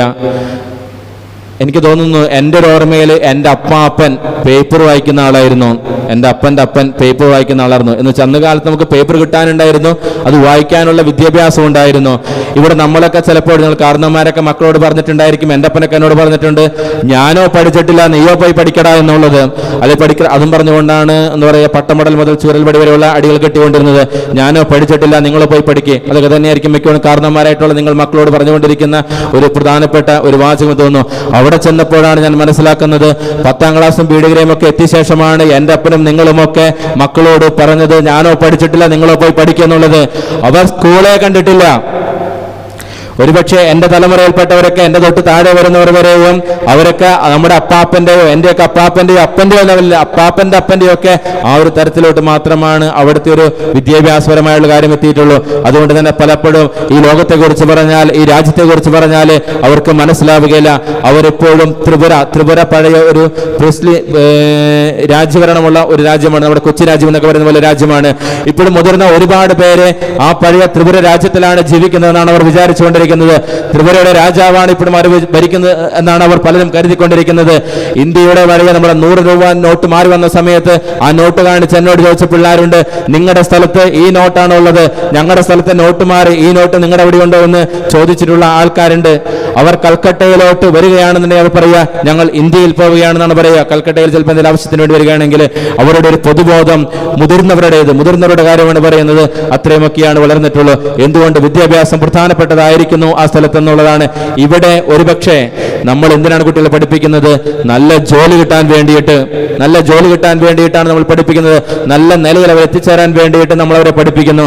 അതിനൊക്കപ്പുറം മനുഷ്യനാകാൻ വിദ്യാഭ്യാസം വേണമെന്നുള്ളത് പറഞ്ഞാൽ ഒരുപക്ഷെ അതിന്റെ അർത്ഥം നിങ്ങൾക്ക് മനസ്സിലാവില്ല, എനിക്കും മനസ്സിലായില്ല. അവരോട് ഇടപെടാൻ തുടങ്ങിയപ്പോഴാണ് എനിക്ക് മനസ്സിലായത്. ചിലപ്പോൾ മഹാത്മാഗാന്ധി പറഞ്ഞു, അവർ പറഞ്ഞു, ഇവർ പറഞ്ഞത് പറഞ്ഞ് മാനവികയുടെ അസ്തിത്വം വിരിഞ്ഞു നിൽക്കുന്നത് വിദ്യാഭ്യാസത്തിലാണെന്നൊക്കെ പറയുമ്പോൾ എന്ത് കുന്തമാണ് പറയുന്നത് എന്നൊക്കെ നമുക്ക് തോന്നാറുണ്ട് എന്തിനാണ് ഇതൊക്കെ പറഞ്ഞു കൂട്ടുന്നതെന്നുള്ളത്. അതിലൊരു സത്യമുണ്ടെന്നുള്ള കാര്യം മനസ്സിലാവുന്നത് ഇങ്ങനെയുള്ള മനുഷ്യരുടെ അടുത്ത് പോയി പറയുമ്പോഴാണ്. കാടൻ നിയമങ്ങളാണ് നമുക്ക് നേരെ അവർ വെച്ച് നീട്ടുക. നിസ്സഹായരായിട്ട് നിൽക്കാൻ വേണ്ടിയിട്ടാണ് നമുക്ക് പറ്റുകയുള്ളൂ. ഒരുപക്ഷെ ഇത്രയൊക്കെ പഠിച്ച് എന്തിനെന്ന് പോലെ നമുക്ക് മനസ്സിലാവില്ല. പറയുന്ന കാര്യം അവർക്ക് മനസ്സിലാവില്ല. നമ്മൾ പറയുന്നത് ഇത്രയും വിദ്യാഭ്യാസം കാരണം അവരുമായിട്ട് ഇടപെടാനായിട്ട് അത് സാധിക്കില്ല. ഇതൊന്നും നമ്മുടെ ഇവിടെ നിന്നും നമുക്ക് മനസ്സിലാവില്ല. അതുകൊണ്ടാണ് കുട്ടികളെയൊക്കെ വന്ന് വളർത്തിയാൽ മാത്രമാണ്, വിദ്യാഭ്യാസം കിട്ടിയാൽ മാത്രമാണ് അവരൊക്കെ ഒരു മെച്ചപ്പെട്ട നിലയിലേക്ക് അവരുടെ ഒരു അവസ്ഥയിൽ വളരുകയുള്ളൂ. ഈ തലമുറയ്ക്ക് വിദ്യാഭ്യാസം കൊടുത്താലാണ് അവരുടെ അടുത്ത തലമുറയെങ്കിലും രക്ഷപ്പെടുകയുള്ളൂ ആ സ്ഥലത്ത് ആയിരിക്കുന്നവരുടേത്. ഇതിനൊപ്പം തന്നെ തീർച്ചയായിട്ടും ഈ പറയുന്ന സാമൂഹ്യ വിഷയങ്ങളിലേക്ക് ഇടപെടുന്നതോടൊപ്പം തന്നെ തീർച്ചയായിട്ടും നമ്മുടെ ലക്ഷ്യം ക്രിസ്തുവിനെ സാക്ഷ്യം നൽകുക എന്നുള്ളതാണ്. ഇത് ഓരോന്നും ചെയ്യുമ്പോൾ ക്രിസ്തുവിനെ സാക്ഷ്യം നൽകുക തന്നെയാണ് നമ്മൾ ചെയ്യുന്നത്. ഇത് ഓരോന്നും ചെയ്യുമ്പോൾ ക്രിസ്തുവിനെ സാക്ഷ്യം നൽകുക തന്നെയാണ് നമ്മൾ ചെയ്യുന്നത്. പലപ്പോഴും ഇപ്പോഴും ഞാനിവിടെ വന്ന് നിൽക്കുമ്പോൾ നിങ്ങൾ ഇത്രയും പേര് ഇരിക്കുമ്പോൾ ചിലപ്പോഴൊക്കെ ഉണ്ടാകുന്ന ചെറിയ ഒരു വിഷമം എന്താണെന്ന് വെച്ചാൽ ഇങ്ങനെ അവിടെ വഴിയില്ല, ആൾക്കാരില്ല, മലയാളം പറയാൻ സാഹചര്യമില്ല. ഇതൊന്നിനേക്കാൾ കൂടുതലായിട്ട് പ്രത്യേകിച്ച് ഇനിയിപ്പോൾ ഈസ്റ്ററിന്റെ ദിവസങ്ങളൊക്കെ എത്തുമ്പോൾ ഭയങ്കരമായ വിഷമം ഉണ്ടാവുന്നത് ഇവിടേക്ക് എന്തൊരു ആഘോഷമാണ്. എനിക്ക് തോന്നുന്നു ഇപ്പോൾ ഈ ഒരു നോമ്പ് കാലഘട്ടം വലിയ ആഘോഷമായിട്ടായിരിക്കും പോകുന്നത്. കാലത്ത് കുർബാന, വൈകുന്നേരം കുർബാന, കുരിശിന്റെ വഴി, അതിനൊരുപാട് പേര് വരുന്നു. അങ്ങനെ ഒരുപാട് കാര്യങ്ങളായിട്ട് ആളുകൾ എല്ലാവരും കൂടി ദേവാലയത്തിൽ വരുന്നു. ഈസ്റ്ററിന്റെ ഒരാഴ്ചയൊക്കെ വലിയ ആഘോഷമായിട്ട് ഇവിടെ യുവജനങ്ങൾ ഒരുപാട് ഉണ്ടാകുമായിരിക്കും. കല്ലറ ഉണ്ടാക്കുന്നു, കുരിശായി, കുരിശിന്റെ വഴിയെ കുരിശുകൾ നാട്ടിലായി, അങ്ങനെ എല്ലാമായിട്ട് വലിയ ഒരു ആഘോഷമായിട്ട് ജനങ്ങൾ പോവുകയാണ്. അവിടെ ഇതൊക്കെ ഏകദേശം നമ്മളിപ്പോൾ പപ്പുപോയ കോഴി എന്നൊക്കെ പറയുന്ന അവസ്ഥയിലാണ്. ഞാനുണ്ടാവും, 2-3 സിസ്റ്റേഴ്സ് ഉണ്ടാവും, 3-4 ആളുണ്ടായിരിക്കും. അവർക്ക് ഞാൻ പറയുന്നത് മനസ്സിലാവുന്നില്ല, അവർ പറയുന്നത് എനിക്ക് മനസ്സിലാവുന്നില്ല. ഇതിൻ്റെ ഇടയിൽ അങ്ങോട്ടും ഇങ്ങോട്ടും നിന്നുള്ളൊരു പരിപാടിയാണ്. എൻ്റെ ഒരു ഞായറാഴ്ച കുർബാനയ്ക്ക് ഞാൻ പ്രസംഗം പറയുകയാണെന്നുണ്ടെങ്കിൽ പറയുമ്പോഴത്തെ കാര്യം എനിക്ക് ഏറ്റവും ഭംഗിയായിട്ട് മനസ്സിലാക്കാനും പറയാനും പറ്റുന്നത് മലയാളമാണ്, എൻ്റെ സ്വന്തം ലാംഗ്വേജ്. ഞാൻ വളരെ കഷ്ടപ്പെട്ട് ഹിന്ദിയിലോ ഇംഗ്ലീഷിലോ ആയിട്ടാണ് ഞാൻ അത് പറയും. അത് തട്ടിമുട്ടി ഹിന്ദിയിലും അല്ലാത്ത ബാക്കി കുറച്ച് ഇംഗ്ലീഷും ഒക്കെ ആയിട്ട് ഞാൻ അത് പറയും. എനിക്ക് വേണ്ടി തർജ്ജമ ചെയ്യാൻ വേണ്ടിയിട്ട് ഒരാൾ ഇരിക്കുന്നുണ്ട്. അദ്ദേഹത്തിന് അത് ബംഗ്ലയിലാണ് തർജ്ജമ ചെയ്ത് കൊടുക്കുക, ബംഗ്ല ഭാഷയിലാണ് അത് തർജ്ജമ ചെയ്ത് കൊടുക്കുക. അതിരുന്ന് കേൾക്കുന്നവരാകട്ടെ അവരുടെ സ്വന്തം ഭാഷ ട്രൈബൽ ലാംഗ്വേജ് ഗ്യാരോ എന്ന് പറയുന്നതാണ്. ചുരുക്കി പറഞ്ഞാൽ 4-5 ലാംഗ്വേജിന്റെ ഒരു ചെയിൻ വർക്കിലൂടെയാണ് സാധനം എത്തുന്നത്. അപ്പോൾ ഞാനിവിടെ ചക്കെന്ന് പറഞ്ഞ അവിടെ കൊക്കെന്തെങ്കിലും കേട്ടാൽ അറ്റ്ലീസ്റ്റ് എന്തെങ്കിലും ഒരു ബന്ധമെങ്കിലും, ചായയും കായും അല്ലെങ്കിൽ കായ എന്തെങ്കിലും ബന്ധമെങ്കിലും ഉണ്ടാകും. ഇത് അതുപോലും ഉണ്ടാവില്ല. ഞാനൊരു പ്രാവശ്യം എന്തോ പറഞ്ഞപ്പോൾ എനിക്ക് പറ്റിയ അബദ്ധമാണ്. ഇത് അവരെ കുറ്റം പറഞ്ഞിട്ടല്ല, അത് എൻ്റെ അബദ്ധമാണ്, എൻ്റെ പിഴയാണത്. ഞാൻ ആമസോൺ എന്ന് പറഞ്ഞു. ആമസോൺ കാർഡുകളിൽ എന്തൊരു ചെറിയ കഥ പറയാൻ വേണ്ടിയിട്ടാണ്. അപ്പോൾ ആമസോൺ എന്ന് പറയുകയല്ലാതെ മറ്റൊന്നും പറയാനില്ല. ഞാൻ പറഞ്ഞത് നമ്മുടെ വാങ്ങുന്നതല്ല, ആമസോൺ കാർഡിനെ കുറിച്ചാണ് പറഞ്ഞത്. എന്തൊരു സംഭവം പറയാൻ വേണ്ടി പറഞ്ഞതാണ്. ആ ആമസോൺ എന്ന് പറയുന്നത് എനിക്ക് തർജ്ജമ ചെയ്യുന്ന ആള് വലിയൊരു തർജ്ജമ നടത്തി കൊടുത്തു. എന്ത് സാധനം എന്താണെന്ന് എനിക്ക് മനസ്സിലായില്ല. പക്ഷെ ആൾ പറഞ്ഞു, ഞാൻ പറഞ്ഞു ചേട്ടൻ ഇത്രമാത്രം പറയാനൊന്നുമില്ല, ആകെപ്പാടി എൻ്റെ പേര് ജോഫിൻ, ചേട്ടൻ്റെ പേര് തോമസ്, അതുപോലെ ഒരു സാധനത്തിൻ്റെ പേര് ആമസോൺ, അത്രേ ഉള്ളൂ. അതിന് ആമസോൺ എന്ന് പറഞ്ഞാൽ മാത്രം മതി. ഈ ഒരു തർജ്ജമയിലൂടെയാണ് ആളുകൾ മനസ്സിലാക്കുന്നത്. എന്താണ് പറയുന്നതെന്ന് അറിയില്ല. ചിലപ്പോൾ ഞാൻ പറയാത്ത അടക്കമുള്ള കാര്യങ്ങൾ കാറ്റലിസ്റ്റ് ആണ് ആ ചേട്ടൻ. ആൾ ചിലപ്പോൾ പറയുന്നുണ്ടായിരിക്കും, എനിക്കെതിരെയാണോ പറയുന്നത് അതുപോലും അറിയില്ല. ഈ ഒരു ഭാഷയുടെ സങ്കലനത്തിനോട് കൂടെയാണ് നമ്മൾ ക്രിസ്തുവിന് സാക്ഷ്യം കൊടുക്കാനായിട്ട് ശ്രമിക്കുക പോലും ചെയ്യുന്നത്. ഈ ഒരു ത്രിപുരയുടെ വലിയൊരു പ്രശ്നങ്ങളിൽ ഒന്നെന്ന് പറയുന്നത് ഭാഷ തന്നെയാണ്. ഏകദേശം 23 ട്രൈബൽ ലാംഗ്വേജസ് ഉണ്ട് എന്ന് പറഞ്ഞാൽ അത്രയും ട്രൈബ്സ് തന്നെ ഉണ്ട്. അവർ ഒരുമിച്ച് നിൽക്കില്ല. കാരണം അവര് വ്യത്യസ്തമായിട്ടുള്ള അവർക്ക് ഓരോ രാജ്യങ്ങളായിട്ടുണ്ടായിരുന്നവരാണ് പണ്ട്. ഇപ്പോഴൊക്കെയാണ് അവരൊരു ഇന്ത്യയുടെ ഭാഗമായി മാറുന്നത്. അവരങ്ങോട്ടും ഇങ്ങോട്ടും ശത്രുക്കളൊക്കെ ആയിരുന്നവരാണ്. അതിന് പുറമെ തന്നെ അവിടെ ബഹുഭൂരിപക്ഷം വരുന്നത് ബംഗാളികളാണ്. അപ്പോൾ അവരുടെ ബംഗാളി ലാംഗ്വേജ് ആണ്. അതിനോടുള്ള പ്രശ്നമുണ്ട്. ഇപ്പോൾ ഞാൻ പോരുന്നതിൻ്റെ ഒരു 3-4 ദിവസം മുമ്പ് ട്രൈബൽ ലാംഗ്വേജിൻ്റെ പരീക്ഷ എഴുതാൻ പറ്റണം, പഠിക്കാൻ പറ്റണം എന്ന് പറഞ്ഞുകൊണ്ട് ട്രൈബൽസിൻ്റെ ഒരു സമരം നടക്കുകയായിരുന്നു. സമരം നടക്കുമ്പോൾ നമ്മുടെ ഇവിടെയൊക്കെ സമരം നടന്നു കഴിഞ്ഞാൽ എയർപോർട്ടിൽ പോകാം, മരിച്ചു കൊടുത്ത് പോകാം എന്നൊക്കെ ഉണ്ടല്ലോ. ഞാൻ ഇറങ്ങി എൻ്റെ സ്വന്തം വില്ലേജിൽ ഞാൻ കാണുന്ന എൻ്റെ പിള്ളേർ തന്നെ എന്നെ അവിടുന്ന് പുറത്തു വിട്ടില്ല. എൻ്റെ മുറ്റത്ത് കളിച്ച് പോകണവന്മാർ തന്നെ റോഡ് ബ്ലോക്ക് ചെയ്തേക്ക് നടത്തുന്ന എൻ്റെ വണ്ടി സിസ്റ്റേഴ്സിനെ തിരിച്ചു കൊണ്ടുവരാൻ എയർപോർട്ടിൽ കൊണ്ടാക്കാൻ വേണ്ടി പോകണമെന്ന് പറഞ്ഞ് ടിക്കറ്റ് എടുത്ത് കൊടുത്തപ്പോൾ പറഞ്ഞത്, ഞങ്ങളത് ഇന്നലെ തന്നെ പറഞ്ഞിട്ടുണ്ടായിരുന്നു, നിങ്ങൾ പോകണ്ട, വേണമെങ്കിൽ ഇന്നലെ തന്നെ പൊക്കോളണമായിരുന്നു, നിങ്ങൾ പോകണ്ട എന്ന് പറഞ്ഞ് പോയില്ല. അവർ കടത്തിവിട്ടില്ല. അതാണ് അവർക്ക് അല്ലെങ്കിൽ നമ്മുടെ ഒരു ആവശ്യത്തിൻ്റെ കാര്യം അതൊന്നും പറഞ്ഞാൽ ഈ പറഞ്ഞവരെ കുറ്റം പറഞ്ഞിട്ട് കാര്യമില്ല. അവരാരും എയർപോർട്ട് കണ്ടിട്ടില്ല. ഇനി എയർപോർട്ട് കണ്ടിട്ടില്ല, വിമാനം കണ്ടിട്ടുണ്ടോ എന്ന് എനിക്ക് വലിയ നിശ്ചയമൊന്നുമില്ല. പറഞ്ഞു കേട്ട അറിവുണ്ടെങ്കിൽ മാത്രമാണ് ഉള്ളൂ. അപ്പോൾ ഇങ്ങനെയുള്ള ഒരു സ്ഥലത്തേക്കാണ് നമ്മുടെ മിഷൻ പ്രവർത്തനങ്ങൾ മുന്നോട്ട് പോകുന്നത്. ആരോഗ്യപരമായ മേഖലകളിൽ ഹോസ്പിറ്റൽ, ഞാൻ നിൽക്കുന്ന സ്ഥലം കേന്ദ്ര തദ്ദേശ ഭരണ വകുപ്പിൻ്റെ കീഴിലെ ഏറ്റവും പാവപ്പെട്ട ജില്ലകളിലെ ഒരു ജില്ലയായിട്ട് പ്രഖ്യാപിച്ചിട്ടുള്ള ഒരു ജില്ലയാണ്. അവിടെ നിന്ന് 120 കിലോമീറ്റർ ഉണ്ട് എനിക്ക് അകരത്തിലേക്ക് വരാൻ വേണ്ടിയിട്ട്. കൊള്ളാവുന്ന ഒരു ചികിത്സ കിട്ടണമെന്നുണ്ടെങ്കിൽ 120 ഇത്രയും കിലോമീറ്റർ അവർ കടന്ന് പോകണം. വാഹന സൗകര്യം മറ്റു കാര്യങ്ങളൊന്നും കിട്ടുകയില്ല. ഞാൻ തന്നെ ചിലപ്പോഴൊക്കെ മഴക്കാലമായി കഴിഞ്ഞാൽ, ഇനിയിപ്പോൾ ഇവിടുന്ന് അങ്ങോട്ട് അടുത്ത ഒക്ടോബർ വരെ മഴക്കാലം തന്നെയാണ്. കാലങ്ങൾ പലതുണ്ടെന്ന് പറഞ്ഞാലും മിക്കപ്പോഴും മഴയുണ്ടാവും, കാറ്റുണ്ടാവും, റോട്ടിൽ മരം വീടും. എന്നെ ഇതിൻ്റെ ഇടയിൽ ഒന്നും ചെയ്യാനായിട്ട് സാധിക്കുകയില്ല. ആംബുലൻസ് കിട്ടിയാൽ പോലും ആംബുലൻസ് ഒരു ബ്ലോക്കിൽ അങ്ങനെ കിടക്കുക മാത്രമുള്ളൂ. ചിലപ്പോൾ വേറൊന്നും സംഭവിച്ചു വരില്ല. ഇതൊക്കെ വെട്ടി എല്ലാം ശരിയാക്കുന്ന സമയം വരേക്കും. ഇപ്പോൾ ആരോഗ്യപരമായ മേഖലകളിലും വളരെ ബുദ്ധിമുട്ട് അനുഭവിക്കുന്ന ഒരു ജനതയാണുള്ളത്. നമ്മൾ ഈശോയ്ക്ക് സാക്ഷ്യം കൊടുക്കുവാനായിട്ട് ഈ ഹോസ്റ്റലൊക്കെ നടക്കുമ്പോൾ അവിടേക്കാണ് ക്രൈസ്തവ വാല്യൂസ് നമ്മൾ കൊടുക്കുക. അതുപോലെ നമ്മുടെ പള്ളികളിലൂടെ ആയിരിക്കുമ്പോൾ, പിന്നെ വില്ലേജുകളിലൂടെയൊക്കെ ഇവിടെയുള്ള ഹൃദയ പാലിയേറ്റീവ് കെയറിൻ്റെ ഒരു യൂണിറ്റ് നമുക്ക് അവിടെയുണ്ട്. അതിൻ്റെ പ്രത്യേകത ആരോഗ്യപരമായ മേഖലകളിലാണെങ്കിൽ നമുക്ക് വില്ലേജുകളിലേക്ക് നേരിട്ട് കയറാനായിട്ട് സാധിക്കും.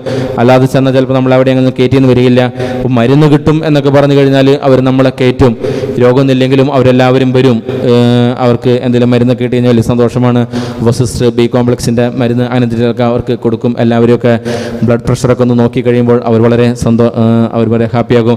അങ്ങനെയൊക്കെയാണ് വിവിധങ്ങളായിട്ടുള്ള മാർഗ്ഗങ്ങളിലൂടെ നമ്മൾ അവിടെ പ്രവർത്തിച്ച് വരുന്നത്. നമ്മളവരെ നിങ്ങളുടെ വലിയ ഒരു സഹായം, ഞാൻ പറഞ്ഞല്ലോ, ഇപ്പോൾ ഞാനൊരു ഹോസ്റ്റൽ പാട്ട കൊണ്ടുള്ള ടിൻ ഷീറ്റ് കൊണ്ട് തന്നെയുള്ള കെട്ടിടമാണ്. മേൽഭാഗ സൈഡൊക്കെ കഴിഞ്ഞു. അതിൻ്റെ കുറച്ച് ബാധ്യതകൾ തീർക്കാനായിട്ടുണ്ട് എനിക്ക്. ഇനിയൊരു 6-7 ലക്ഷം രൂപയെങ്കിലും ഇത്രയ്ക്കേ ഉള്ളൂ എന്നുള്ളതുകൊണ്ട് അവിടെ കാശ് എല്ലാത്തിനും ചിലവ് ഭയങ്കരമായിട്ട് കൂടുതലാണ്. കാശെല്ലാം വളരെ കൂടുതലാണ്. ഒന്ന് ട്രാൻസ്പോർട്ടേഷൻ്റെ വിഷയമാണ് ഉള്ളത്. ഈ പറഞ്ഞ സ്ഥലങ്ങളിലേക്കൊന്നും ഇപ്പം എൻ്റെ സ്ഥലത്തേക്ക് തന്നെ ഇതിനിടയിൽ ഒരു റെയിൽവേ ക്രോസും കൂടി മുറിച്ച് കടന്ന് വേണം വരാനായിട്ട്. എന്ന് വെച്ചാൽ നമ്മുടെ നാട്ടിലെ പോലെ റോഡൊന്നും ഇല്ല. അപ്പോൾ ഇത് ഫുള്ള് ചാടിച്ചെടുത്ത് വേണം. ചിലപ്പോഴൊക്കെ ഈ റെയിൽവേ ക്രോസ് അവർ വന്നിട്ട് മെറ്റിലും സാധനമൊക്കെ മാറ്റിയെന്നുണ്ടെങ്കിൽ വീണ്ടും നമ്മൾ തന്നെ സ്വന്തം നിലയ്ക്ക് മെറ്റിലും മണ്ണൊക്കെ ഇട്ട് ലെവലാക്കി എടുത്തിട്ടാണ് വണ്ടി ചാടിച്ചു കൊണ്ടുവരിക. അപ്പോൾ വണ്ടിക്കാരൊന്നും വരില്ല. അപ്പോൾ അവർ പറയുന്നതാണ് വില. ചിലപ്പോൾ 10 പ്രാവശ്യം വണ്ടി വാടകയ്ക്ക് വിളിക്കേണ്ട കാശും കൊണ്ട് നമുക്കൊരു കുഞ്ഞു വണ്ടി വാങ്ങാനായിട്ട് സാധിച്ചെന്നിരിക്കും. അപ്പോൾ അവർ പറയുന്നതാണ് പലപ്പോഴും സാധനങ്ങളുടെ വില പോലുമായിട്ട് മാറുക. നമുക്ക് വേറെ ഒരു ബാർഗെയിൻ ചെയ്യാനുള്ള ഓപ്ഷൻ പലപ്പോഴും ഇല്ല. അപ്പോൾ എനിക്ക് അവിടെയുള്ള അടുത്ത ടൗണിൽ പോയി കഴിഞ്ഞാലൊക്കെ അതുകൊണ്ട് തന്നെ സാമ്പത്തികമായിട്ടുള്ള എനിക്ക് ഒരു പള്ളിയുടെ അതിൻ്റെ പണികൾ കുറച്ച് തീർക്കണം, ഈ ഹോസ്റ്റൽ പണികൾ ചേർത്ത് തീർക്കണം, കുട്ടികളെ അവിടെ കൊണ്ട് താമസിപ്പിച്ച് പഠിപ്പിക്കാനായിട്ട് ഞാൻ ഏകദേശം 10 ആൺകുട്ടികളും പെൺകുട്ടികളും മാത്രമാണ് ഉദ്ദേശിക്കുന്നത്. ഇതുപോലെ തന്നെ വളരെ അകലെയുള്ള കുന്നുകളിലൊക്കെ താമസിക്കുന്ന വില്ലേജുകളിൽ താമസിക്കുന്ന കുട്ടികളെ കൊണ്ടുവന്ന് പഠിപ്പിക്കുവാനൊക്കെ ആയിട്ട്, അവരെ പഠിപ്പിക്കുവാനായിട്ടാണെങ്കിലും നിരന്തരമായിട്ടുള്ള സഹായം എനിക്ക് ആവശ്യമായിട്ട് വരും. അവരെ അങ്ങനെ ഫീസോ കാശോ അതൊന്നും കിട്ടില്ല. നമ്മളിങ്ങനെ ഫീസ് കാശ് വെക്കും, കാരണം ഉള്ളവരുണ്ടെങ്കിൽ ഉള്ളത് തരാൻ വേണ്ടി, കിട്ടാൻ വേണ്ടിയിട്ട്, ഇല്ല എന്തെങ്കിലും കിട്ടാൻ വേണ്ടിയിട്ട്. പക്ഷേ ഭൂരിഭാഗം പേരുടെ കയ്യിൽ നിന്ന് കിട്ടില്ല. കാരണം ഇപ്പോൾ തന്നെ സ്കൂൾ നടത്തുന്നുണ്ട്. അതിന് 300 രൂപയുടെ ഫീസ് വാങ്ങുന്നത് ഒരു മാസം. ആ ഫീസിന് തന്നെ തരുന്നത് ഒരു 40% കുട്ടികളാണ് ആ ഒരു 300 രൂപയൊക്കെ തന്നെ തരുന്നതായിട്ടുള്ളൂ. ഈ ഭൂരിഭാഗം പേരും അതൊന്നും തരുന്നില്ല. അതൊക്കെ തന്നെയാണ് തുടർന്ന് പോകുള്ളൂ. ഒരു കുറേ കാലഘട്ടം ഇങ്ങനെയൊക്കെ തന്നെ ആയിരിക്കും നടക്കുക. അപ്പോൾ നിങ്ങളുടെയൊക്കെ വലിയൊരു സഹായം കൊണ്ട് മാത്രമാണ് ഇത് മുന്നോട്ട് കൊണ്ടുപോകാനായിട്ട് സാധിക്കുകയുള്ളൂ. 1-ാം ലോക മഹായുദ്ധത്തിന് ശേഷം ബെനഡിക്ട് 15 മാർപ്പാപ്പ മാക്സിമം ഇല്ലോത് അപ്പോസ്തലിക് എക്സോർട്ടേഷൻ മിഷന് വേണ്ടിയിട്ട് സഹായിക്കാനായിട്ട് എഴുതി. അപ്പോൾ 3 രീതിയിലാണ് സഹായിക്കാനായിട്ട് ആവശ്യപ്പെടുന്നത്. അതൊക്കെ തന്നെയാണ് ഇപ്പോഴും ഉള്ളത്. ഒന്നാമത്തത് പ്രാർത്ഥന കൊണ്ട് സഹായിക്കാൻ വേണ്ടിയിട്ട് തന്നെയാണ്. ഒന്നുമില്ലെങ്കിൽ നിങ്ങൾ പ്രാർത്ഥിക്കുക എന്നുള്ളതല്ല, നിങ്ങൾ പ്രാർത്ഥിക്കണം, തീർച്ചയായിട്ടും പ്രാർത്ഥിക്കണം. ഈ മിഷൻ ദൈവത്തിൻ്റെ ദൗത്യമാണ്. പിതാവിൽ നിന്നും പുത്രനിൽ നിന്നും ഉത്ഭവിച്ച് സഭയ്ക്ക് നൽകപ്പെട്ടിട്ടുള്ള ദൗത്യമാണ്. ഇന്ന് ഞാനും നിങ്ങളുമൊക്കെ നടത്തിക്കൊണ്ടിരിക്കുന്നത്. സഭാ സ്വഭാവത്താൽ പ്രേക്ഷിതയാണെന്ന് പറയുമ്പോൾ ഞാനും നിങ്ങളും ആ സഭയുടെ ഭാഗമായിരിക്കുമ്പോൾ നമ്മുടെ സ്വഭാവത്തിന്റെ ഭാഗമാണ് പ്രേക്ഷിതരായിരിക്കുന്നു എന്നുള്ളത്. അതൊരു മിഷൻ ഞായറാഴ്ച ഏവരും പിരിവ് കൊടുത്തുകൊണ്ട് മാത്രമല്ല, നിങ്ങൾ പ്രാർത്ഥിക്കേണ്ടിയിരിക്കുന്നു. ചിലപ്പോഴൊക്കെ പിരിവിന് വേണ്ടിയിട്ട് ചോദിച്ചു ചെല്ലുമ്പോൾ ഒരു അച്ഛൻ എൻ്റെ അടുത്ത് പറഞ്ഞതാണ്, അച്ഛൻ ഞാനിപ്പോൾ എൻ്റെ ഇടവകയിൽ പറഞ്ഞിട്ടുണ്ട്, അവിടെ സെമിത്തേരിയുടെ പണിയെ മറ്റു വരാൻ വേണ്ടി പോവുകയാണ്. നമ്മുടെ മിഷൻ ഇപ്പോൾ സെമിത്തേരിയാണ്, അതുകൊണ്ട് സെമിത്തേരി പണിയാണെന്ന് ആൾക്കാരോട് പറഞ്ഞിട്ടുണ്ട്. അതുകൊണ്ട് ഇവിടെ മിഷൻ ഇപ്പോൾ അനുവദിക്കാനായിട്ട് പറ്റുകയില്ല. ഇവിടെ ഇപ്പോൾ മിഷൻ അനുവദിക്കാനായിട്ട് പറ്റുകയില്ല അച്ഛ. ചിലപ്പോഴൊക്കെ ഇവിടുത്തെ വലിയ വലിയ പ്രശ്നങ്ങൾ മിഷനൊക്കെ ആയിരിക്കുന്നത് പള്ളി പണി, പാരിഷ് ഹോൾ പണി, മിഷൻ പണി, ടൈലിട്, മുറ്റത്ത് ടൈലിടല്. ഒരിടത്ത് എൻ്റെ അടുത്ത് ഒരു പള്ളിയിൽ പറഞ്ഞതാണ്, മുറ്റത്ത് ഇപ്പോൾ ടൈലിട്ടുകൊണ്ടിരിക്കുകയാണ്. ഇതൊക്കെയാണ് ഇവിടുത്തെ മിഷൻ എന്നുള്ളത്. ഇതും ഒരു ചെറിയ മിഷൻ തന്നെയാണല്ല എന്ന് പറയുന്നില്ല. നമുക്ക് നല്ല പള്ളികൾ വേണം, നല്ല പാരിഷ് ഹോളുകൾ വേണം, നല്ല പ്രസ്ബിറ്ററികൾ വേണം, നല്ല സെമിത്തേരികൾ വേണം. വേണം, തീർച്ചയായിട്ടും അത് വേണം. പക്ഷേ ഇത് നമ്മുടെ ആത്യന്തികമായിട്ടുള്ള മിഷനായിട്ട് നിങ്ങൾ കണക്കാക്കരുത്. അഥവാ കണക്കാക്കിയാൽ തന്നെ ദയവ് ചെയ്ത് നിങ്ങളത് പറയരുത്. എന്നെ ഓർത്തിട്ടല്ല, ഞാനൊക്കെ വളരെ സേഫായിട്ട് ജീവിക്കുന്ന ഒരാളാണ്. ത്രിപുരയിലാണെങ്കിൽ കൂടെ ഇപ്പോൾ നേർക്ക് നിന്ന് എന്നെ ഒന്നും ചെയ്യുമെന്ന ഒരു സാധ്യത അവിടെ ഇല്ല. അവിടെ ഒരു കുറെ കൂടി സുരക്ഷിതം എനിക്കുണ്ട്. പക്ഷേ സുരക്ഷിതമല്ലാത്ത വിധത്തിൽ മിഷൻ ചെയ്തുകൊണ്ടിരിക്കുന്ന ഒരുപാട് വൈദികരും ഒരുപാട് സിസ്റ്റേഴ്സും ഒരുപാട് അൽമായരുമുണ്ട്. അവരുടെ മിഷൻ പ്രവർത്തനങ്ങളോട് നമ്മുടെയൊക്കെ ഈ ഒരു കൺസ്ട്രക്ഷൻ വർക്കുകളോടുകൂടിയോ മറ്റുമായിട്ടും ഒന്ന് ഒരിക്കലും കമ്പയർ ചെയ്യരുത്. എനിക്കറിയാം, സിസ്റ്റർ റാണിമേരി എന്തുകൊണ്ട് വിശുദ്ധിയായി മാറി? മിഷൻ സ്ഥലത്ത് പോയി മരിച്ചതുകൊണ്ടാണ്. 40 രൂപ കൂലിയിൽ നിന്ന് 45 രൂപ കൂലിയാക്കിയിട്ട് 5 രൂപ കൂലി കൂട്ടിക്കൊടുത്തതിന്റെ പേരിൽ കൈ വെട്ടിമാറ്റപ്പെട്ട് ജീവിക്കുന്ന ഒരു അച്ഛൻ, ഇടുക്കിക്കാരൻ അച്ഛൻ നമ്മുടെ വടക്കൻ മേഖലകളിലുണ്ട്. മിഷൻ പ്രവർത്തനത്തിനായിട്ട് ഒരിടത്തുനിന്ന് മറ്റൊരിടത്തേക്ക് പോകുമ്പോൾ മിലിറ്റൻസിന്റെ വെടികൊണ്ട് ഒറ്റ കണ്ണുമായിട്ട് ജീവിക്കുന്ന ഒരു ഹോളിക്രോസുകാരൻ അച്ഛൻ, നമ്മുടെ സംഗമാലി സൈഡിൽ നിന്നുമുള്ള ഒരു അച്ഛൻ ത്രിപുരയിൽ ഇപ്പോഴും ജീവിച്ചിരിപ്പുണ്ട്. കൂടെയുള്ള അച്ഛനും ഡ്രൈവറും മരിച്ചുപോയി. ഇങ്ങനെയുള്ളവർ ചെയ്യുന്ന മിഷനെ ഇവിടുത്തെ താൽക്കാലികമായിട്ടുള്ള പണികളുമായിട്ട് തുലനം ചെയ്യാതിരുന്നാൽ മാത്രം മതി. ഇതൊക്കെ വേണ്ടത് തന്നെയാണ്, ചെയ്യേണ്ടത് തന്നെയാണ്. ഇങ്ങനെയുള്ള അപകടങ്ങൾ നിറഞ്ഞ മേഖലകളിൽ മിഷൻ ചെയ്യുന്ന ഒരുപാട് വൈദ്യർ, സിസ്റ്റേഴ്സ്, ഒരുപാട് അൽമായരും ഇപ്പോൾ ഉണ്ട്. അവർക്ക് വേണ്ടിയിട്ട് തീർച്ചയായിട്ടും പ്രവർത്തിക്കണം. ദൈവത്തിന്റെ പ്രവൃത്തികൾ ആ സമൂഹത്തിൽ നടക്കാൻ വേണ്ടിയിട്ട്, മാനസാന്തരങ്ങൾ നടക്കാൻ വേണ്ടിയിട്ട്, ചിലപ്പോൾ ഞാൻ സിസ്റ്റേഴ്സും എടുക്കുന്ന തീരുമാനങ്ങൾ തെറ്റാതിരിക്കാൻ വേണ്ടിയിട്ട്, ഒരിക്കൽ തെറ്റിയാൽ പിന്നെ ചിലപ്പോൾ ആ വില്ലേജിലേക്ക് നമുക്ക് പ്രവേശിക്കാൻ സാധിക്കില്ല. എന്നേക്കുമായിട്ട് ചിലപ്പോൾ അടഞ്ഞു പോയെന്നിരിക്കും. കാരണം അവർക്ക് ഡിസ്കഷൻ ചെയ്യാനായിട്ട്, ചർച്ച ചെയ്ത് കാര്യങ്ങൾ പരിഹരിക്കുന്ന ഓപ്ഷൻ അത് അവർക്കില്ല. അതുകൊണ്ട് തന്നെ ചിലപ്പോൾ തെറ്റിയാൽ പിന്നെ ഒരിക്കലും കയറുണ്ടാവുകയില്ല. അതുകൊണ്ട് വിവേകമുണ്ടാകാൻ വേണ്ടി പോലും ദൈവത്തിന്റെ പ്രവൃത്തികൾ നടക്കാൻ വേണ്ടിയിട്ട് നിങ്ങൾ ഏറ്റവും ആത്മാർത്ഥമായിട്ട് തന്നെ പ്രാർത്ഥിക്കുക. രണ്ടാമത്തെ കാര്യം, ദൈവവിളികൾ ധാരാളം ഉണ്ടാവുക എന്നുള്ളതാണ്. മിഷന് വേണ്ടിയിട്ട് പ്രവർത്തിക്കുവാനായിട്ട് ദൈവവിളികൾ ധാരാളം ഉണ്ടാവുക എന്നുള്ളതാണ്. ഏത് സഭയും അങ്ങേയറ്റം പോഷകമായിട്ട് ഏറ്റവും ഊർജ്ജസ്വലമായി നിന്നിട്ടുള്ളത് അത് മിഷൻ പ്രവർത്തനത്തിന്റെ ഭാഗമായിരുന്നപ്പോൾ മാത്രമാണ്. യൂറോപ്യൻ സഭ അവർ ധാരാളം മിഷൻ ചെയ്തിരുന്ന സമയത്ത് അവർ അങ്ങേയറ്റം റിച്ച് ആയിട്ടുള്ള ഒരു സഭയായിരുന്നു. ഇന്ത്യ ഇപ്പോൾ വളരെ റിച്ച് ആയിട്ടുള്ള ഒരു സഭ തന്നെയാണ്. നമുക്കിപ്പോൾ ഒരുപാട് പേര് മിഷൻ പ്രവർത്തനം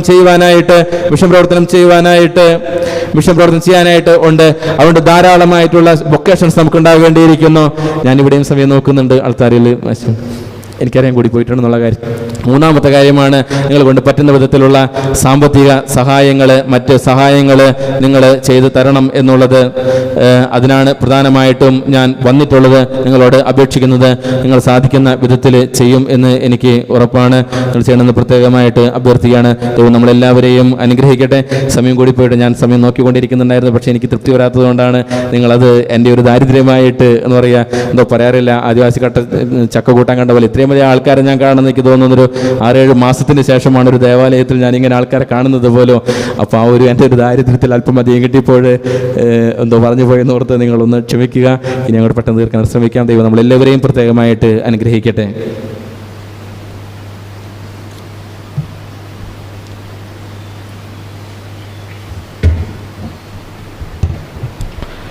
നമുക്കെല്ലാവർക്കും സന്തോഷത്തോടും ഉത്സാഹത്തോടും കൂടെ ഇന്ന് കർത്താവേ ഞങ്ങളുടെ മേൽ കരുണയുണ്ടാകണമേ എന്ന് യാചിക്കാം. കർത്താവേ ഞങ്ങളുടെ മേൽ കരുണയുണ്ടാകണമേ.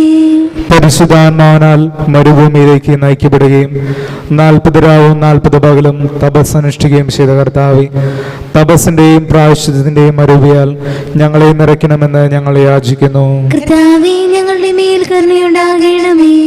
ലോകത്തിന്റെ പാപങ്ങൾ നീക്കുന്ന കുഞ്ഞാടായ മിശിഹായെ, ഞങ്ങളുടെയും മറ്റുള്ളവരുടെയും പാപങ്ങൾക്ക് പരിഹാരം അനുഷ്ഠിക്കാൻ ഞങ്ങളെ ശക്തരാക്കണമെന്ന് ഞങ്ങൾ യാചിക്കുന്നു. കർത്താവേ ഞങ്ങളുടെ മേൽ കരുണയുണ്ടാകണമേ.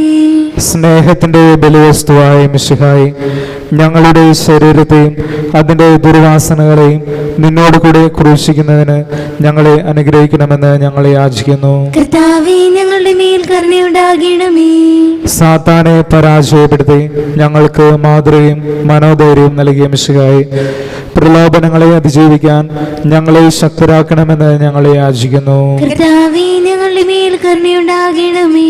കർത്താവായ മിശിഹായെ, നിന്റെ കൃപയാൽ ഞങ്ങളെ എല്ലാവരെയും രക്ഷിക്കുകയും നിന്റെ ശാന്തിയും സമാധാനവും ഞങ്ങളിൽ വർദ്ധിപ്പിക്കുകയും ചെയ്യണമെന്ന് ഞങ്ങളെ യാചിക്കുന്നു. കർത്താവേ ഞങ്ങളുടെ മേൽ കരുണയുണ്ടാകണമേ. നമുക്കെല്ലാവർക്കും നമ്മെ നാം ഓരോരുത്തരെയും പിതാവിനും പുത്രനും പരിശുദ്ധാത്മാവിനും സമർപ്പിക്കാം. ഞങ്ങളുടെ ദൈവമായ കർത്താവേ, അങ്ങേക്ക് ഞങ്ങൾ സമർപ്പിക്കുന്നു. കർത്താവേ, ബലവാനായ ദൈവമേ, അങ്ങയുടെ കൃപാവരം ഞങ്ങളിൽ നിറയ്ക്കണമേ. അങ്ങയുടെ വാഹനങ്ങൾ ഞങ്ങളുടെ കരങ്ങൾ വഴി വർഷിക്കണമേ. അങ്ങയുടെ കൃപയും അനുഗ്രഹം അങ്ങുകാരുടെ ആദ്യത്താൽ തിരഞ്ഞെടുത്ത് അങ്ങയുടെ ജനമായ ജനം മുഴുവന്റെയും കടങ്ങളുടെ വൃത്തിക്കും പാപങ്ങളുടെ മോചനത്തിനും കാരണമാകട്ടെ. പിതാവും പുത്രനും പരിശുദ്ധാത്മാവുമായ സർവേശ്വര എന്നേക്കും. സകലത്തിന്റെയും നാഥനായ ദൈവം തന്റെ കൃപാസമുദ്രത്തിൽ നമ്മുടെ കടങ്ങളുടെയും പാപങ്ങളുടെയും കറ കഴുകിക്കളയട്ടെ. കർത്താവിന്റെ കൃപയാലും അനുഗ്രഹത്താലും നമ്മുടെ ഈ പാപങ്ങളിലെ മാലിന്യം തുടച്ചു നീക്കുകയും ചെയ്യട്ടെ.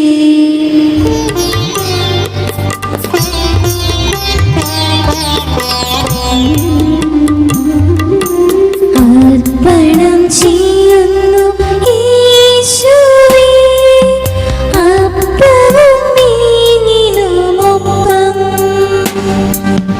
ഇന്നുള്ളവും ഉള്ളവയും നാദം വിനയമോടേകിടുന്നു, വിനയമോടേകിടുന്നു. അർപ്പണം ചെയ്യുന്നു യേശുവേ, അപ്പവും വീഞ്ഞിനുമൊപ്പം ഇന്നുള്ളവും ഉള്ളവയും നാദം വിനയമോടേകിടുന്നു, വിനയമോടേകിടുന്നു. പിതാവിനും പുത്രനും പരിശുദ്ധാത്മാവിനും സ്തുതി. ദൈവമാതാവിന് കാമരത്തിന്റെയും നീതിമാനായ മറിയോസേപ്പിന്റെയും സ്മരണ വിശുദ്ധ ബലിപീഠത്തിങ്കൽ ഉണ്ടാകട്ടെ. ആദ്യം മുതൽ നീക്കുമാമേ.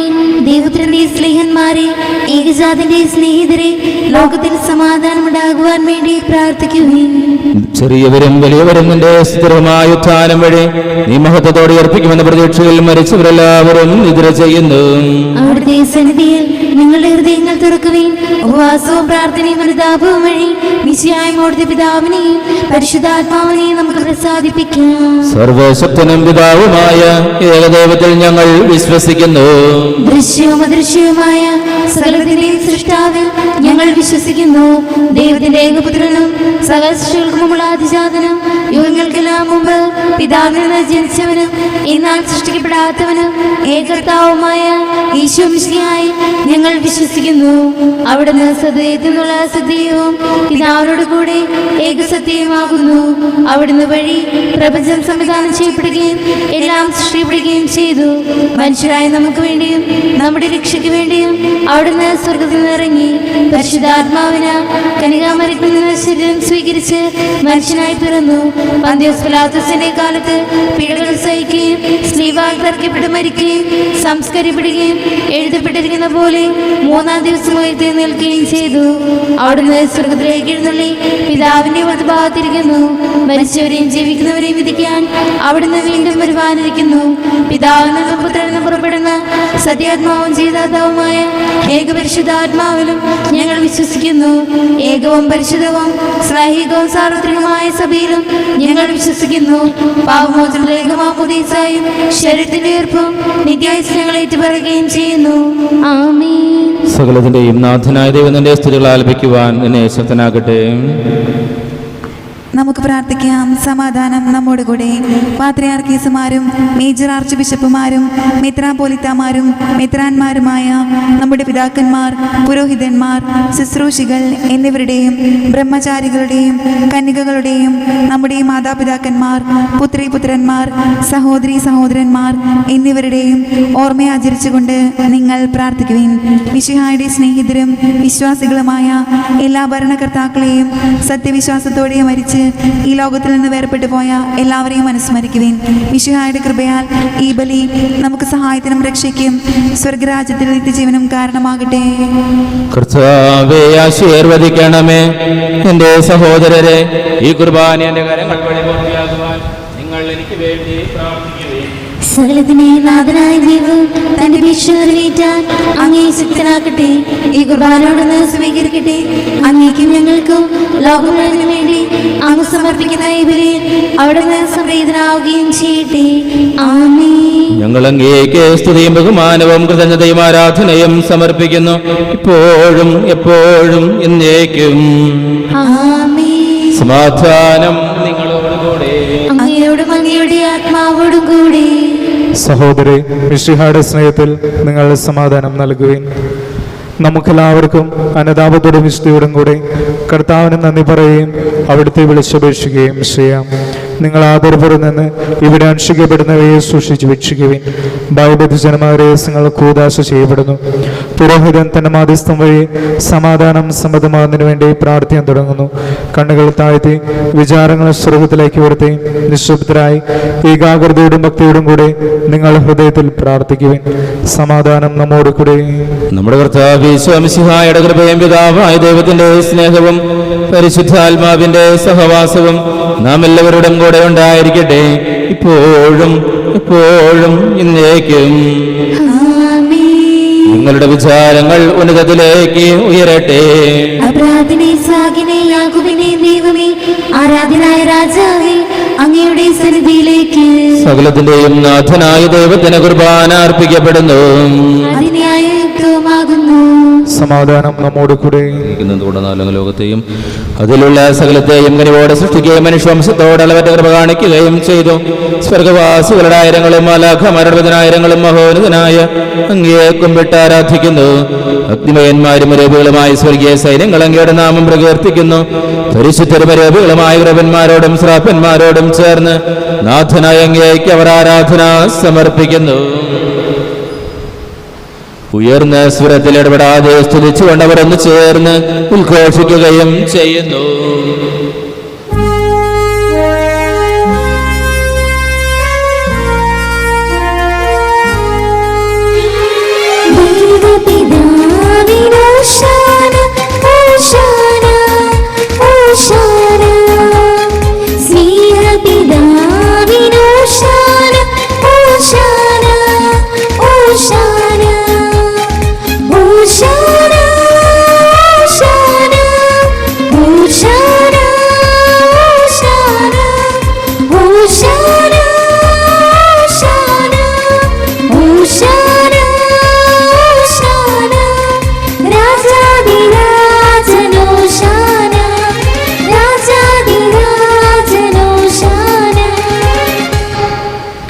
കർത്താവായ ദൈവമേ, അങ്ങയുടെ പ്രിയപുത്രൻ ഞങ്ങളെ പഠിപ്പിച്ചതുപോലെ അവിടുത്തെ പീഡാനുഭവത്തിന്റെ സ്മരണ ഞങ്ങൾ ആചരിക്കുന്നു.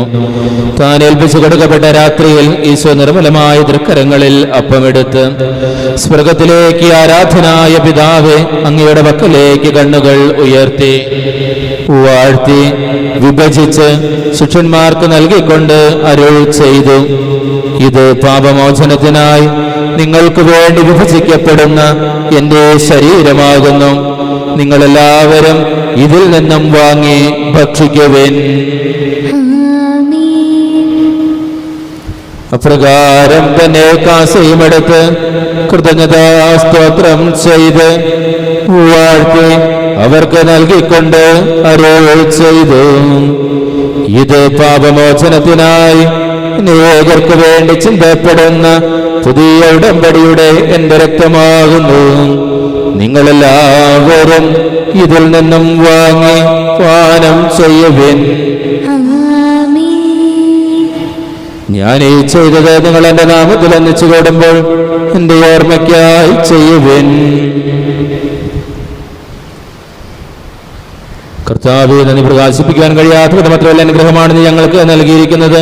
നിന്റെ ദൈവിക ജീവനിൽ ഞങ്ങളെ പങ്കാരാക്കുവാൻ ഞങ്ങളുടെ മനുഷ്യ സ്വഭാവം സ്വീകരിക്കുകയും അത് പതിച്ചുപോയി ഞങ്ങളെ സമുദ്ധരിക്കുകയും മൃതരായി ഞങ്ങളെ ജീവിപ്പിക്കുകയും ചെയ്തു. പാപികളായ ഞങ്ങളുടെ കടങ്ങൾ ക്ഷമിച്ച് വിശുദ്ധീകരിച്ചു. ഞങ്ങളുടെ ബുദ്ധിക്ക് പ്രകാശം നൽകി ഞങ്ങളുടെ ശത്രുക്കളെ പരാജിതരാക്കി. ഞങ്ങളുടെ ബലഹീനമായ പ്രകൃതി അതിന്റെ സമൃദ്ധമായ അനുഗ്രഹത്താൽ മഹത്വമണിയിക്കുകയും ചെയ്തു. നീ ഞങ്ങൾക്ക് നൽകിയ എല്ലാ സഹായങ്ങൾക്കും അനുഗ്രഹങ്ങൾക്കുമായി ഞങ്ങൾ നിനക്ക് സ്തുതിയും ബഹുമാനവും കൃതജ്ഞതയും ആരാധനയും സമർപ്പിക്കുന്നു, ഇപ്പോഴും എപ്പോഴും എന്നേക്കും. ഹൃദയം കൊണ്ട് നിങ്ങൾ പ്രാർത്ഥിക്കുവിൻ. സമാധാനം നമ്മോട് കൂടെ. കർത്താവേ, ശക്തനായ ദൈവമേ, റോമിലെ മാർ ഫ്രാൻസിസ് പാപ്പായ്ക്ക് വേണ്ടിയും മാർ റാഫേൽ തട്ടിൽ മെത്രാപ്പൊലീത്തായ്ക്ക് വേണ്ടിയും മാർ പോളി കണ്ണുകാടൻ മെത്രാന് വേണ്ടിയും പരിശുദ്ധ കത്തോലിക്കാ സഭ മുഴുവന് വേണ്ടിയും പുരോഹിതന്മാർ, ഭരണകർത്താക്കൾ, മേലധികാരികൾ, സന്യാസികൾ, അൽമായ പ്രേക്ഷിതർ, അധ്യാപകർ, വൈദ്യ വിദ്യാർത്ഥികൾ, മിഷണറിമാർ എന്നിവർക്ക് വേണ്ടിയും ഈ കുർബാന സ്വീകരിക്കണമേ. ക്ലേശിതരും ദുഃഖിതരും ദരിദ്രരും പീഡിതരും രോഗികളും ആകുലരുമായ എല്ലാവർക്കും വേണ്ടിയും ഞങ്ങളുടെ ഇടയിൽ നിന്ന് മകളുടെ നാമത്തിൽ വേർപിരിഞ്ഞവരെല്ലാം മരിച്ചവർക്ക് വേണ്ടിയും അടുകാരണത്തെ പ്രത്യാശപൂർവ്വം കാത്തിരിക്കുന്ന ഈ ജനത്തിന് വേണ്ടിയും ഇവരുടെ എല്ലാ പ്രാർത്ഥനാ നിയോഗങ്ങൾക്ക് വേണ്ടിയും ഞങ്ങളുടെ പ്രാർത്ഥനാ സഹായം ആവശ്യപ്പെട്ടിട്ടുള്ളവരും ഞങ്ങൾ പ്രാർത്ഥിക്കാൻ കടപ്പെട്ടിരിക്കുന്നവരും ഞങ്ങൾക്ക് വേണ്ടി പ്രാർത്ഥിക്കുന്നവരുമായ എല്ലാവർക്കും വേണ്ടിയും ഞങ്ങളുടെ കുടുംബങ്ങളിൽ സന്തോഷവും സമാധാനം ഉണ്ടാകുന്നതിനും ഇടവകയുടെ രൂപതയുടെയും ആത്മീയ ഭൗതികമായ വളർച്ചയ്ക്ക് വേണ്ടിയും എല്ലാ വിദ്യാർത്ഥിനികൾക്കും എല്ലാ കുഞ്ഞുമക്കൾക്കും എല്ലാവർക്കും വേണ്ടിയും അയോഗ്യനും പാപിയും ബലഹീനനുമായ എനിക്ക് വേണ്ടിയും ഈ കുർബാന സ്വീകരിക്കണമേ. കർത്താവേ ദൈവമേ, ഞങ്ങൾ പഠിപ്പിച്ചതുപോലെ നിർമ്മല വിശുദ്ധവുമായ ബലിപീഠത്തിന്മേൽ ഞങ്ങളുടെ അഭിഷേകത്തിന്റെ ശരീരരക്തങ്ങൾ ഞങ്ങൾ അർപ്പിക്കുന്നു. ജീവിതകാലം മുഴുവൻ അങ്ങയുടെ ശാന്തി സമാധാനവും ഞങ്ങൾക്ക് നൽകണമേ. അങ്ങ് മാത്രമാണ് യഥാർത്ഥ പിതാവായ ദൈവമെന്നും അങ്ങയുടെ പ്രേമപുത്രനായി സ്വമിശിഹായി അയച്ചുവെന്നും ഭൂവാസികളെല്ലാവരും അറിയട്ടെ. ഞങ്ങൾ കർത്താവും ദൈവവുമായി മിശിഹാവെന്ന് ജീവദായകമായ സുവിശേഷം വഴി വിശുദ്ധ മാമോദീസായുടെ സജീവവും ജീവദായകമായ അടയാളത്താൽ മുദ്രിതരും പരിശുദ്ധ കത്തോലിക്കാ സഭയുടെ സന്താനങ്ങളുമായി എല്ലാവർക്കും വേണ്ടിയുള്ള നരമ്പല വിശുദ്ധിയും ഞങ്ങൾ പഠിപ്പിച്ചുവെന്നും എല്ലാ മനുഷ്യരും അറിയട്ടെ. കർത്താവേ, ഞങ്ങളുടെ നാഥന രക്ഷകനമായ സ്വമിശിഹായുടെ അനുഭവത്തിന്റെയും മരണത്തിന്റെയും സംസ്കാരത്തിന്റെ ഉത്ഥാനത്തിന്റെയും മഹനീയമായ ഈ രഹസ്യത്തെ സന്തോഷത്തോടെ ഞങ്ങൾ സ്മരിക്കുകയും സ്തുതിക്കുകയും അനുഷ്ഠിക്കുകയും ചെയ്യുന്നു. നിങ്ങൾ നിശബ്ദരായി ആദരപൂർവ്വം പ്രാർത്ഥിക്കുവിൻ. സമാധാനം നമ്മോട് കൂടെ. കർത്താവേ, നിന്റെ പരിശുദ്ധ ആത്മാവോട് നള്ളുവരട്ടെ. നിന്റെ ദാസരുടെ കുർബാനയിൽ അവിടെ ആവസിച്ചതിനെ ആശീർവദിക്കുകയും പൗത്രീകരിക്കുകയും ചെയ്യട്ടെ. ഇത് ഞങ്ങൾക്ക് കടങ്ങളുടെ വൃദ്ധിക്കും പാപങ്ങളുടെ മോചനത്തിനും മരിച്ചവരുടെ ഏർപ്പെടുത്തൽ പ്രത്യാശിക്കുന്നതിനെ പ്രീതിപ്പെടുത്തി എല്ലാവരോടും ഒന്നിച്ച് സ്വർഗരാജ്യത്തിൽ നവമായ ജീവിതത്തിനും കാരണമാകട്ടെ. കർത്താവായ ദൈവമേ, ഞങ്ങൾക്ക് വേണ്ടിയുള്ള അങ്ങയുടെ മഹനീയ വിസ്മയാവുമായ രക്ഷാപദ്ധതിയെക്കുറിച്ച് അങ്ങേ ഞങ്ങൾ നിരന്തരം പ്രകീർത്തിക്കുന്നു. അങ്ങയുടെ ഭക്ഷത്തിന്റെ മൂല്യത്താൽ രക്ഷിക്കപ്പെട്ട സഭയിൽ സന്തോഷത്തോടും പ്രത്യാശയോടും കൂടെ ഞങ്ങൾ അങ്ങേക്ക് കൃതജ്ഞത അർപ്പിക്കുകയും ചെയ്യുന്നു. സജീവവും പരിശുദ്ധവും ജീവദായകമായ അങ്ങയുടെ നാമത്തിന് സ്തുതിയും ബഹുമാനവും കൃതജ്ഞതയും ആരാധനയും ഞങ്ങൾ സമർപ്പിക്കുന്നു, ഇപ്പോഴും എപ്പോഴും എന്നേക്കും. ദൈവമേ, അങ്ങയുടെ കാരുണ്യത്തിന് അത്ഭുതം എന്നോട് ദയ തോന്നണമേ.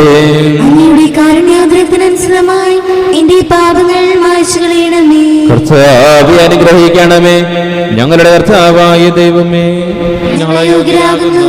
ഞങ്ങൾ തീർത്തും അയോഗ്യരാകുന്നു. എങ്കിലും സുത്യർഹവും പരിശുദ്ധവും ജീവദായകവും ദൈവികവുമായ ഈ രഹസ്യത്തിലേക്ക് അങ്ങയുടെ കാരുണ്യം ഞങ്ങളെ അടുപ്പിക്കുന്നു. ഞങ്ങളുടെ കർത്താവേ ഈശോമിശിഹായേ, നിന്റെ തിരുനാമത്തിന് സ്തുതിയും നാഥനായ നിനക്ക് ആരാധനയും എപ്പോഴും ഉണ്ടായിരിക്കട്ടെ. സജീവവും ജീവദായകവുമായ അപ്പം സ്വർഗത്തിൽ നിന്നിറങ്ങിയതും ലോകത്തിന് മുഴുവൻ ജീവൻ നൽകുന്നതുമാകുന്നു. ഇത് ഭക്ഷിക്കുന്നവർ മരിക്കുകയില്ല, ശ്രദ്ധിത പാപമോചനവും രക്ഷയും പ്രാപിക്കുകയും നിത്യം ജീവിക്കുകയും ചെയ്യും.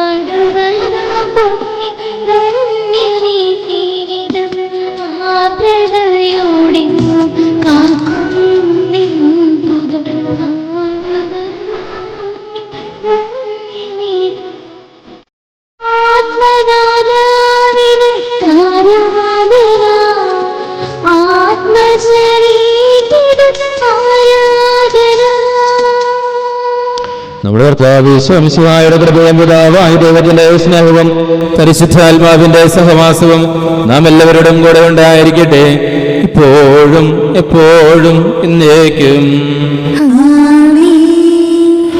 നമ്മുടെ രക്ഷകന്റെ അമൂല്യമായ ശരീരത്വങ്ങളെ രഹസ്യങ്ങളെ നമുക്കെല്ലാവർക്കും പ്രത്യാദരങ്ങളോടെ സമീപിക്കാം.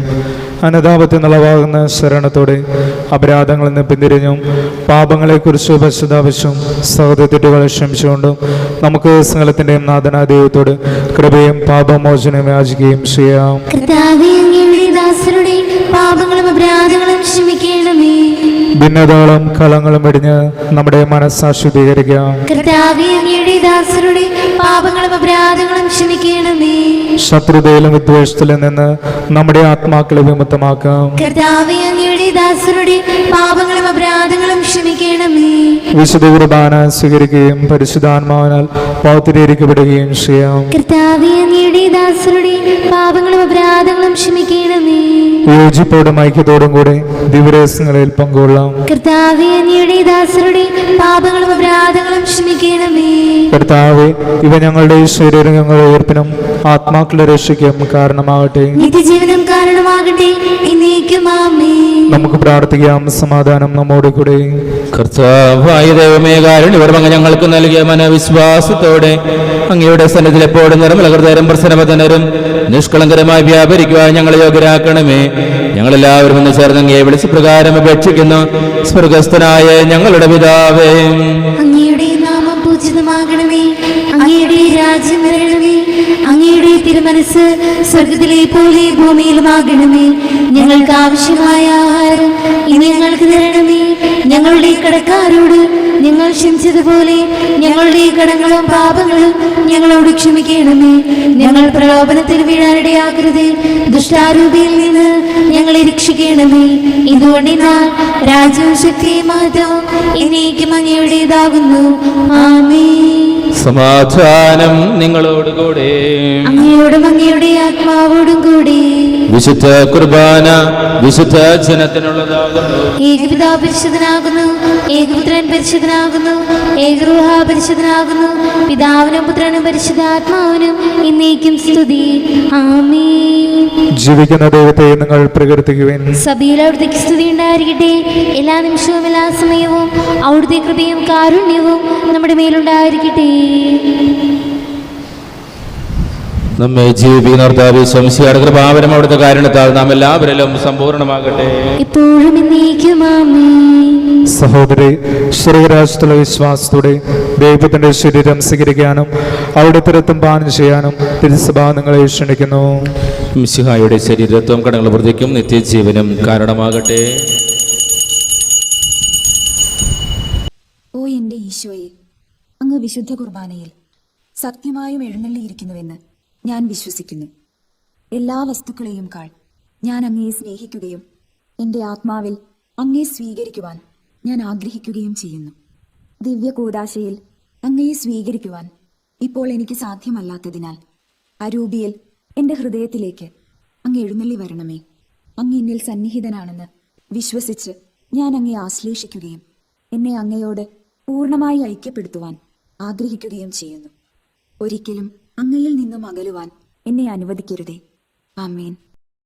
പരിശുദ്ധാത്മാവിന്റെ കൃപാവരത്താൽ സ്തുത്യർഹവും പരിശുദ്ധവും ജീവനായകവും ദൈവികവുമായ രഹസ്യങ്ങളെ സമീപിച്ച് ഇവയിൽ പങ്കുകൊള്ളുവാൻ യോഗ്യരാക്കപ്പെട്ട് നമുക്കെല്ലാവർക്കും ഇവയുടെ ദാതാവായ ദൈവത്തിന് സ്തുതിയും കൃതജ്ഞതയും സമർപ്പിക്കാം. അവർണീയമായ ദാനത്തെക്കുറിച്ച് കർത്താവേ അങ്ങേക്ക് സ്തുതി. നമുക്ക് പ്രാർത്ഥിക്കാം. സമാധാനം നമ്മോടുകൂടെ. കർത്താവായ ദൈവമേ, സുദൃഢവും പരിശുദ്ധവും ജീവദായകവും ദൈവികമായ രഹസ്യങ്ങൾ കടങ്ങളുടെ മോചനത്തിനായി അങ്ങ് കാരുണ്യപൂർവ്വം ഞങ്ങൾക്ക് നൽകി. ഈ ദാനത്തെക്കുറിച്ച് അങ്ങയുടെ മഹനീയ ത്രിത്വത്തിന് സ്തുതിയും ബഹുമാനവും കൃതജ്ഞതയും ആരാധനയും നിരന്തരം സമർപ്പിക്കുവാൻ ഞങ്ങൾ കടപ്പെട്ടവരാകുന്നു. പിതാവും പുത്രനും പരിശുദ്ധാത്മാവുമായ സർവേശ്വര എന്നേക്കും. മനുഷ്യവർഗത്തിന്റെ പ്രത്യാശയായ മിശിഹായ സ്തുത്യർഹവും പരിശുദ്ധവും ജീവദായകവും ദൈവികമായ കുർബാനയുടെ അങ്ങ് ഞങ്ങളുടെ കടങ്ങളും പാപങ്ങളും പൊറുക്കുകയും അപരാധങ്ങൾ ക്ഷമിക്കുകയും ചെയ്തു. ഉന്നതങ്ങളിൽ നിന്നുള്ള ആരാധ്യമായ ദാനം വാഴ്ത്തപ്പെട്ടതാകട്ടെ. സകലത്തിന്റെയും നാഥ എന്നേക്കും. പിതാവായ ദൈവം നമ്മുടെ കർത്താവ് ശംസിയോടെ എല്ലാ അത്ഭുതദാനങ്ങളും നൽകി നമ്മെ അനുഗ്രഹിച്ചു. നമ്മുടെ കർത്താവ് തന്റെ രാജ്യത്തിലേക്ക് നമ്മെ ക്ഷണിക്കുകയും അക്ഷയവും മനസ്സിലുമായ സൗഭാഗ്യത്തിലേക്ക് നമ്മെ നയിക്കുകയും ചെയ്തു. അവിടുന്ന് തന്റെ ജീവദായകമായ സുവിശേഷം വഴി ശിക്ഷണത്തോട് പ്രകാരം അരുൾ ചെയ്തു. സത്യം സത്യമായി ഞാൻ നിങ്ങളോട് പറയുന്നു, എന്റെ ശരീരം ഭക്ഷിക്കുകയും എന്റെ രക്തം പാനം ചെയ്യുകയും ചെയ്യുന്നവൻ എന്നിലും ഞാൻ അവനിലും വസിക്കും. അവസാന ദിവസം ഞാൻ അവനെ ഉയർപ്പിക്കും. അവന് ശിക്ഷാവിധി ഉണ്ടാവുകയില്ല. പ്രത്യുത അവൻ മരണത്തിൽ നിന്ന് നിത്യായുസ്സിലേക്ക് പ്രവേശിക്കും. ഈ കുർബാനയിൽ പങ്കുകൊണ്ട് നമ്മുടെ സമൂഹത്തെ തന്നെ വാഗ്ദാനമനുസരിച്ച് മിശിഹ അനുഗ്രഹിക്കുകയും സംരക്ഷിക്കുകയും ചെയ്യട്ടെ. സുദൃഢവും പരിശുദ്ധവും ജീവനായകവും ദൈവികമായ രഹസ്യങ്ങളിൽ പങ്കുകൊണ്ട് സന്തുഷ്ടരായ നമ്മെ അവിടുന്ന് മഹത്വമണിയിക്കട്ടെ. കർത്താവിന്റെ കുരിശിന്റെ സജീവ അടയാളത്താൽ നിങ്ങളെല്ലാവരും മുദ്രരാകട്ടെ. രഹസ്യവും പരസ്യവുമെല്ലാം വിപത്തുകളിൽ നിന്ന് സംരക്ഷിതരമാകട്ടെ, ഇപ്പോഴും എപ്പോഴും എന്നേക്കും. വിശുദ്ധീകരണത്തിന്റെ ബലിപീഠമേ സ്വസ്തി. കടങ്ങളുടെ പ്രതിക്കും പാപങ്ങളുടെ മോചനത്തിനും കാരണമാകട്ടെ. ഇനിയൊരു ബലി അർപ്പിക്കുവാൻ ഞങ്ങൾ വരുമോ ഇല്ലയോ എന്നറിഞ്ഞുകൂടാ.